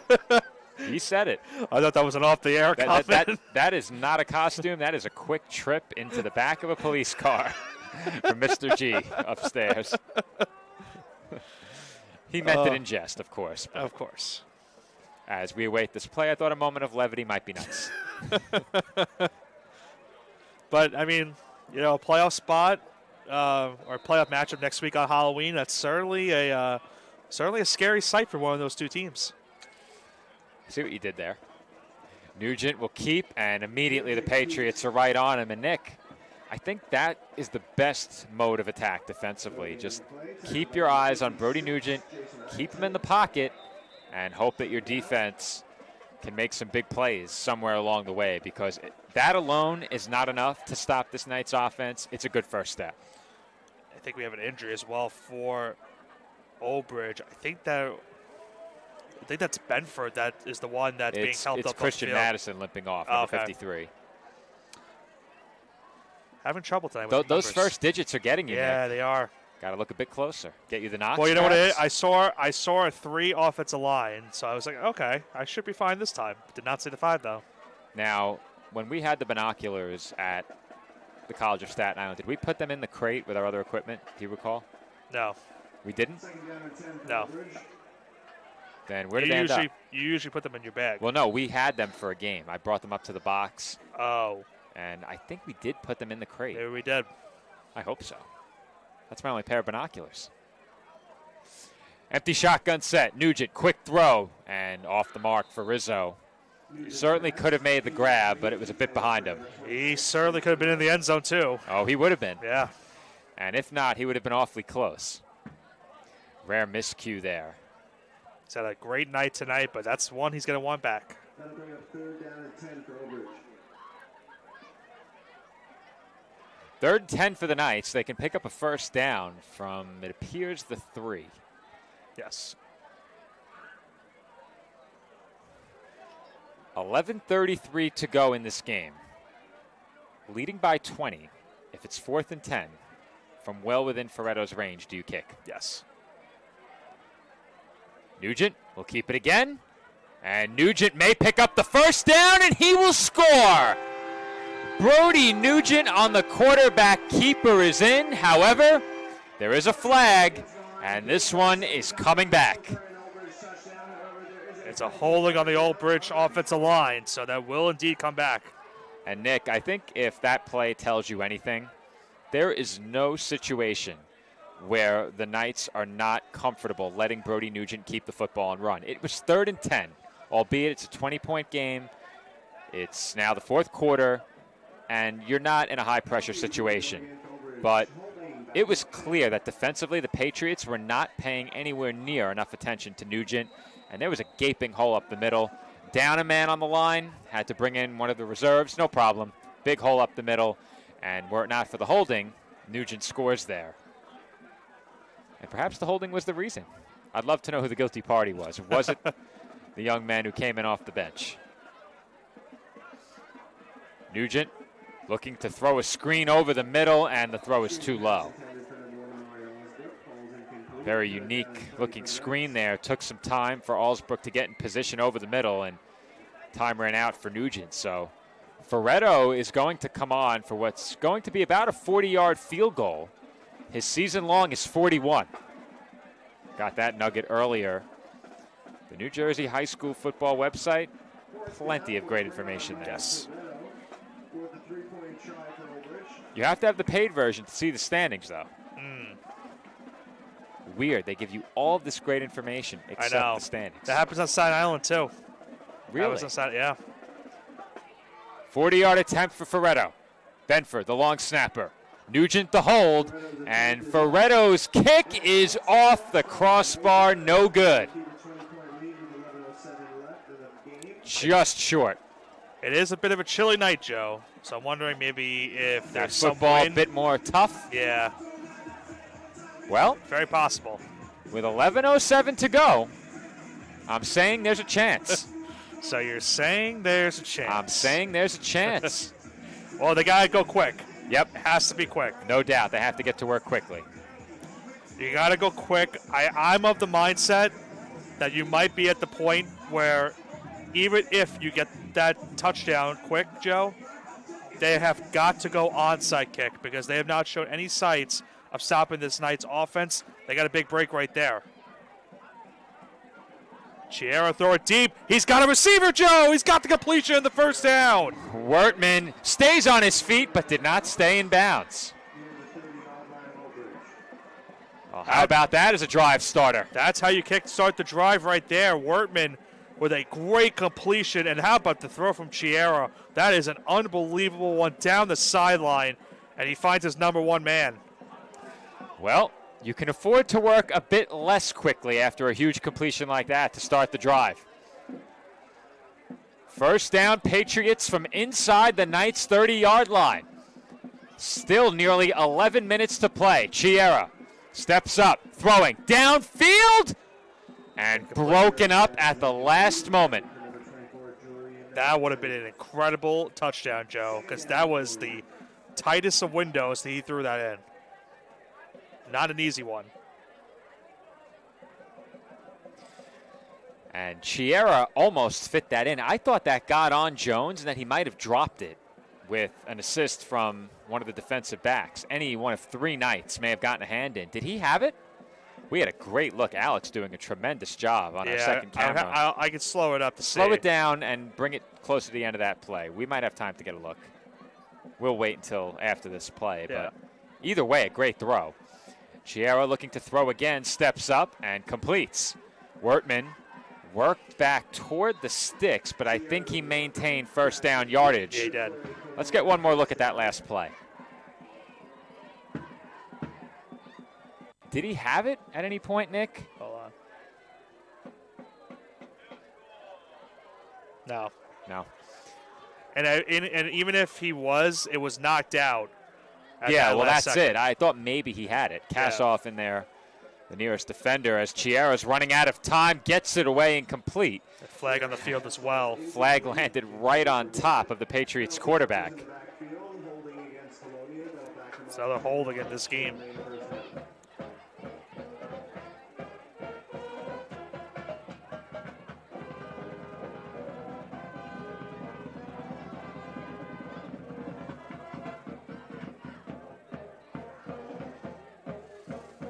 So they'll spot this one at about the 26-yard line. It will be a first down and 20. The way things have gone for us tonight, Nick, I have to double check with the sticks.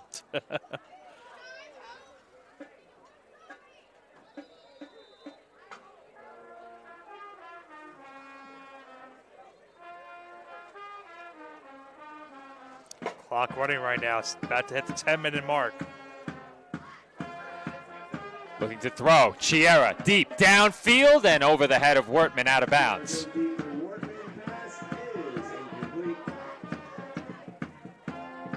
That will bring up second and 20 on a drive where the Patriots have to have a touchdown.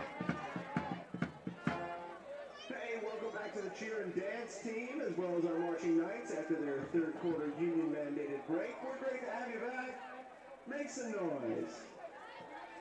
Now, I almost thought they were about to have a stoppage, Nick, because I thought they were bringing out the cheerleaders and the dance team. No, but no.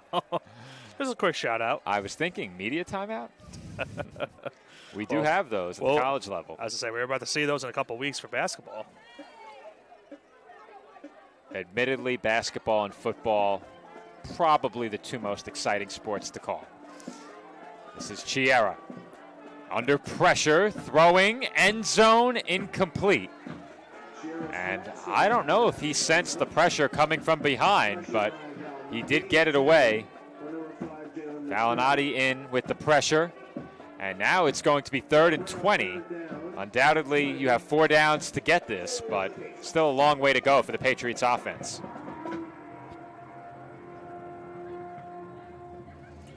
I was trying to see if Chiera missed, because he did have a receiver on the outside. He had Herman open. I don't think he saw him at all. He wasn't looking that way. He had Herman open. Yeah. He did. It's a good pickup by you as well, but he was open. Definitely more open than McCray, who wanted a flag on the play. 3rd and 20. Another low snap, and now Chiera's flushed out. Another flag holding. comes in. Looks like holding, but there was also a flag in the secondary. And McCray is a few yards short of a first down, but I think it's going to negate, Joe. It appears we have offsetting penalties here.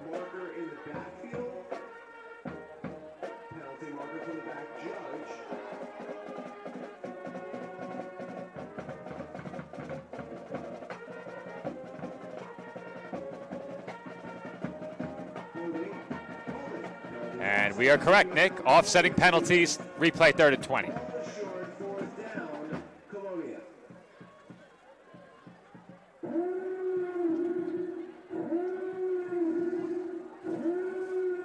Oh, I know that sound from a familiar place. Well, Too bad I know it from Star Wars. You know it from working for the Jets. No, that's Yankee Stadium. The Jets don't use that? Oh, no, it is the Yankees. You're right. You're right. Wow. That's bad. Chiera looking to throw. Got hit and nearly intercepted. Valinati had a chance on the diving attempt. But that will bring up 4th and 20, and the game is very much on the line right here if you're Colonia. Effectively, in our opinion, this is pretty much the game. And you'll see right there, Joe, the pressure was there. Hit as he threw, and Valinati almost had himself the diving INT. But it's 4th and a mile here for Colonia as the timeout was called, I believe, by the Patriots. Well, the good news is they've hardly taken any time on this drive. There's still over 9.5 minutes to go in the quarter. The bad news is that you have a 4th and 20 where if you fail to convert, this game is essentially over. What do you dial up here? We've seen it more than once, the Knights, with a bit of an umbrella coverage look. They have sat at the sticks and allowed a couple of completions in front of them to go for close to first down yardage. One did go for a 1st on 4th. Backed up against the end zone, you're not going to have that kind of room. Is it a jump ball for your number 1 target in the end zone, Wordman? I was just saying, I'm looking for Wordman on this play if I'm Colonia. I think, you got to give your best playmaker an opportunity to make a play. And this spot in the field, you need 20 yards to get the first down. You need 26 to get the end zone. You got to be looking for your number 1 target in this spot. You see a lot of pros do that in the NFL, where they're looking for their number 1 guy in a spot where the game is effectively on the line. I think when you're in this area of the field, it's so tough because there's not much room beyond the sticks. You can't really air one out if the defense gets too focused on the first down marker. I think Wertman is likely to draw a double team, so I'm thinking you'll have to go elsewhere on this play. That's my thought. I think you run 3 receivers deep and have someone come underneath them on a deep cross, try and hit that, see what they do. Chiera throws it up for Wertman, single coverage and incomplete, but a flag comes out, and I don't know how you can flag the Knights there. I thought Nugent was the one that was shoved down. That was borderline uncatchable where it landed, Nick. And, Joe, they called it offensive pass interference. That's the right call. That was the call. That's the right call. It was a push-off. Without question, Wertman pushed off. Nick, slow that one down. Look near the top of the screen. They had it. They had it.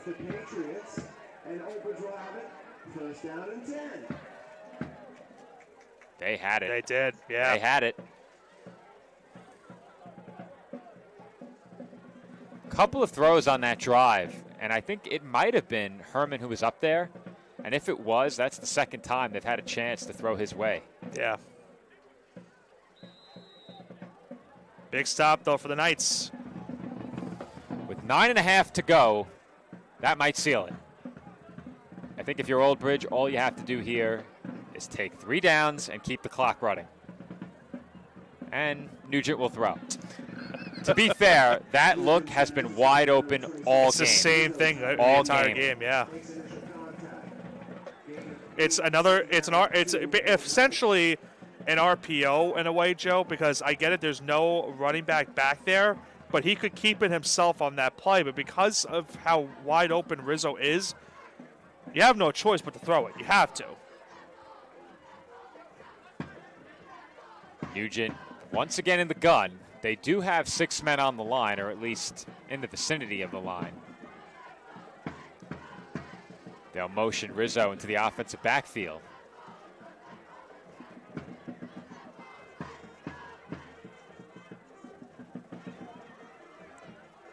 And Nugent will hand off. Rizzo initially made a man miss, but Jason Eiton able to make the tackle. Shane Litter, number 55, makes the tackle in the backfield.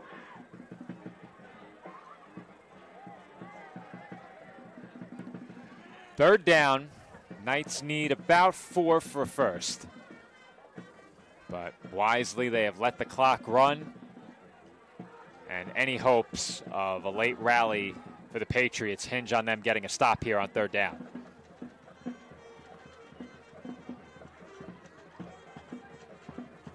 Allsbrook, the motion man. Nugent keeps, takes it up the middle, and he is able to pick up the first down, move the chains. He just got it with that last effort. And the drive continues for Old Bridge, still leading by 20.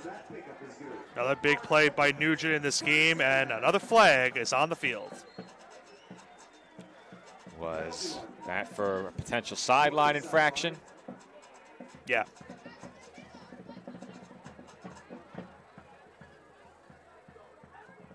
The officials will discuss. Nick, as the New York Knicks lead by 20 at halftime, I'm elated. I was looking over at your phone to see the score. If we make the trade that your correspondent you just were reading proposed, that? I was. I just said this. When you switched from the phone over, I caught it. If they made that trade, I would be absolutely infuriated. Personal foul. Colonia gives the Knights the extra 15 yards in the first down. But yeah, I like Brunson. I didn't like him out of college for obvious reasons, but well, those reasons are irrelevant. Yeah, that's why I said to them. I said this for a while back. I said you have to get over the college days. Wow. He might have beat up St. John's so much, but he's such a good player. I think he's the best Knick that has been on the team since I've become a Knicks fan in 2003. I think he has surpassed what Carmelo Anthony did with the Knicks. Yes. It's been incredible. And you know me, I'm a big Carmelo guy. I'm not saying his career is better. I'm saying that what he's done as a Knick has surpassed that. I think he's the greatest Knick in the last 20 years. Since Ewing. Yeah. Yeah, I was not a Knicks fan when Patrick Ewing was with the team. I grew up a Nets fan, became a Knicks fan when they traded for Stephon Marbury. Ironically enough, I was a Nets fan before that. That was the year the Nets made the finals. Another good player, Stephon Marbury. Might have had some weird situations off the court, but he was a good player on the court. There were some off-the-court incidents that may have made his time with the Knicks a bit more tumultuous than the fan base would have liked. Yeah. On court, always one of my favorite players to watch. I had a pair of Starberries when I was a kid. I had like 10. Every colorway, every iteration. This is Dixon on the second down run. As we have Santa hats flying in the crowd. Not sure if that got into the frame, but Dixon is taken down after a hard-fought gain of about 4 yards. There is a flag on the field, so this play likely coming back. Funny enough about the Starberries, my friends usually, like during my teen years, would give me a gag gift, a funny gift to make fun of me. and they got me Starberries. And I said, you misunderstood the plot. This is what I would want. Yeah. Like, these are, I got good use out of them for maybe like 4 years, 5 years maybe. Now, are you ready for something incredible, Nick? The players out there on the field. Oh, I think I know where you're going with this. Many of them, well, I shouldn't say many, some may not have been alive when the Starberries debuted. The Starberries debuted when I was about 10, so that was 22 years ago. Nobody on this field was alive 22 years ago. How incredible is that to think about? Way to age ourselves, Joe. Yeah, I mean, I'm 32. And the Starberries, I remember the debut. I was in 5th grade, maybe 6th grade. So even if it was 6th grade, none of these players were alive 21 years ago. Yeah. That is really a lot for me to digest. Now I've made myself upset. You know what it is? It felt weird to me. You know, I graduated in 2019 from college, and then obviously I feel like everyone has said this since COVID happened. It feels like ever since COVID happened, the years after have just flown by since then. I don't know if I'm the only one that thinks that, but I feel like these last, 5-6 years are just gone by like that quick. I have to admit, Nick, and I'll make the point after this play, it's 3rd down and very long here, and they will hand off. Rizzo looking to turn up the field along the sideline will wisely slide down and bounce. Very smart play. They say time flies when you're having fun. There was nothing fun about the shutdown during COVID. No. For me, I really spent that time in isolation, hard at work, building something online. Dave came up with the great idea to start PDF. It really began to gain traction about a year or two after the shutdown for COVID. But I think in terms of my professional creativity and professional opportunity, a lot of doors were open during that time of isolation that otherwise wouldn't have happened if things just continued on as they were. Right. When the shutdown began, I was a full-time employee at the College of Staten Island. I'm now a part-time employee, which admittedly is much better for my schedule. Yeah. But my entire day-to-day life shifted completely once the shutdown began. And they say that time flies when you're having fun, and I think many of those opportunities that presented themselves post-lockdown and post-pandemic have changed my life for the better. Part-time work at CSI, the birth of PDF, the growth of my own online business, learning how to code computers, so many different things that I learned during that time span have benefited me greatly and made life, admittedly, a lot more enjoyable. Right. Yeah, and I think, also looking at it too, it's something that when it first happened, I remember specifically where I was and, what I was doing, and then it kind of all just like went into a complete 180 of what was next. And thankfully for myself, I was able to find out about CSI and led to opportunities with that department. You're welcome. It's now, that's true, and now it's led me to this department here at PDF, and it's been a blast these last couple of years, and we'll look to see what happens next week with this Old Bridge team in the playoffs. That'll be our first playoff matchup that we cover here at Old Bridge, so that should be a fun one. I didn't get to cover the game last year either. It'll be the first postseason game we cover for the Knights for both of us, as that pass is complete to Jones. Now, originally, I was scheduled to be in Buffalo next week from the 28th through the 1st. We've canceled that trip, and instead, I'm making a trip that you and I discussed. So, get this. And Boston? Boston. The Rangers, the Giants, and the Knicks are all there in a 5-day span. Wow. I might have to consider it a little bit more. Chiara looking deep down the field, and a flag's going to come out on that one. Yeah. And that will likely go against the defense. It certainly will. 3:12 remaining in this game, so time has run out. Like I said earlier, if you're Colonia, you're trying to score at least at the end of this game, at least get some momentum for next week. You just want to end on a high note. So if you have any interest in that trip, it's going to be a road trip. But, of course, the hotel costs split 50-50. I'm taking my car, so we don't have to pay for a rental. The Rangers play in Boston the day after Thanksgiving. The Giants play in Boston. Oh, this is Thanksgiving week. Thanksgiving week. It is the day after Thanksgiving that the Rangers are in Boston. That's going to be tough. I will admittedly say that would be tough. Yeah, we would be in a really tough position where we have to begin the drive in the morning. And we don't have CSI at all? We do. We have one game we would miss. It's a single. It's on the 29th. Okay. And scheduling these games right after holidays and right before. That's brutal. Killing me. Yeah, brutal. Killing me. That pass incomplete. I know it's not a holiday, but to me it's a holiday. Well, to schedule a game the weekend of Thanksgiving, well, that is just. Do you know where I'm going with it and what story I'm about to bring up in terms of scheduling a game on a specific day that Super should be a Bowl. holiday? Yes. I never understood how that's not a holiday. The even way it day works out, after. somebody has to play on Super Bowl Sunday. It just turns out that it's always us, Yeah. and it's always at home. I know. And put us on the road. Do we have that this year again? Yes. Oh. Why did I bring it up? It's the same weekend every year. Super Bowl Sunday. We're calling a game. Flag came out in the offensive backfield as that pass falls incomplete. But it's not ideal. Rangers in Boston the 28th, Giants in Boston on the 1st, and the Knicks in Boston on the 2nd. We then have a game on the 3rd, so we have to get back in time for the game on the 3rd. I think the move might be to fly it. It might be cheaper. Probably is. But then we'd have to rent a car. That's the problem. I have no problem renting a car. I'm gold status with Enterprise. I'm not going to make platinum this year, but I might next year.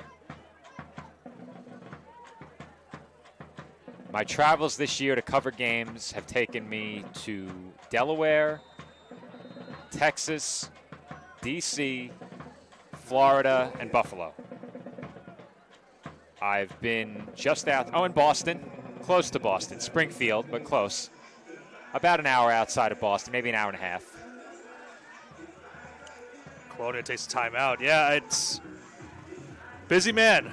Busy man you are. Well, I will say something else that came out of the lockdown.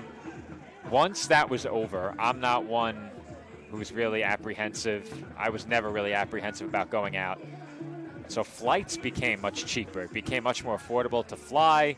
There were fewer seats on the plane, so it became a bit more convenient. I had never flown solo in my life. The Knicks played Atlanta in the playoffs. I took the opportunity to go down to Atlanta. Would I go to Atlanta again? Absolutely not. The Knicks did not win either game either, so that one hurt. But once I realized, wait a minute, I'm in a position now where I can effectively fly wherever I want, wherever I want. There's really no limitations. I had just gotten my car prior to the lockdown as well. I said, let's make a habit of this. So I travel to cover some of our road games now, travel to see the Knicks, the Rangers, the Phillies, WWE, the Raiders. You know, I've made quite a few trips in the last calendar year, and more to come. Handoff here goes to number 26, Ibn Ricks.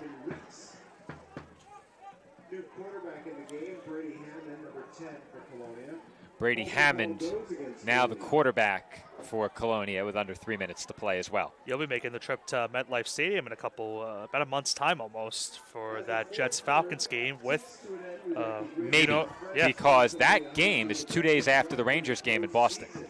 And so if I do that trip, that is out, and we're going to move it to the 7th of December. And I believe the You Know I'm Right podcast is going to be there. The You Know I'm Right podcast in the past has partnered with Away Game Tailgate. Yes. So they sponsor a tailgate for fans of the visiting team. But we had really nice turnouts both times that we attended that tailgate. And I must say, they do a great job. I'm very much looking forward to it if they are indeed the sponsoring company again. Nick works with them. His show, You Know I'm Right, airs on the PDF Sports Network. Rick's on the carry there. Goes nowhere. It'll be fourth down, but they do a great job. And check out You Know I'm Right here on the PDF Sports Network, one of many different offerings outside of our game day broadcasts. You know I'm right. Hosting the biggest names in sports, media, and entertainment. Nick Durst, our colleague here at PDF, along with a fellow PDF colleague, Joe Calabrese, host the You Know I'm Right podcast. Joe has gotten a lot of work calling games for Rockets Hockey Club. My status there, we'll call it in limbo. I don't expect to be back in Bridgewater this year. But Joe there many times, multiple days a week, does a great job. Really tough for me in season to cover a lot of games. The Rockets, typically they fall on game days after we're done on Staten Island. And there's a 4th down run that will go for no gain. So the ball goes back to Old Bridge here, and you would expect that with under a minute and 20 seconds left, they'll take a couple of knees, and we'll close out the regular season. Now, they just announced Old Bridge as 7-1 to close out the season. They are 8-1, correct, Nick? Oops. I was about to say they're going to close out on a 6-game winning streak with a record of 8-1. Oh, Joe, if you know me, and Nick's double checking. It's 8-1. It's 8-1. I had to double check, but you know me. If I was on PA, I'm not making that announcement. Ooh. No offense. No offense. Well, you're making it. You're making it correctly. Yeah. They do a great job here. It's okay. Don't you hate to end the season on a slip-up? Yeah. We need a moment of redemption. Not a lot of time. The Order of Chivalry 2.0 here. Did you really think? Well, I didn't think they were running a play other than a kneel down, but down goes your jacket, Nick. It was nice and toasty earlier. Sure was. The heater blasting in here. I was wondering how we were managing so well. I probably should have kept it there, and then I could use it obviously later when we pack up. Hoping for a record quick breakdown tonight. See what we can do. One final knee coming up here for the Knights as they will close out the regular season 8-1 on a 6-game winning streak. We expect to be back here at Lombardi Field next week for a playoff matchup, opponent to be determined. Nick, they knelt on the football with over 40 seconds to go. They may need to run another play. We'll see. Are the officials going to force them to? I don't think so. No. And that will do it. Old Bridge with a big win in their season finale as they knock off Colonia by a final score of 42-22. And we said it, Nick, not just a quality win, but a statement win for the Knights heading into the postseason. Yeah, I mean, everything went well for the Knights in this game, Joe. They jumped out to an amazing lead in this game, and it was one that was insurmountable for this Colonia team. They did make it a 15-point game, so you got to give the Patriots credit in that regard, but it got down to the point where the Patriots just had no answer defensively for Brody Nugent and this offense. Every single player on that offensive side, including the offensive line, who probably deserves the biggest shout-out of the night from the offensive side of things.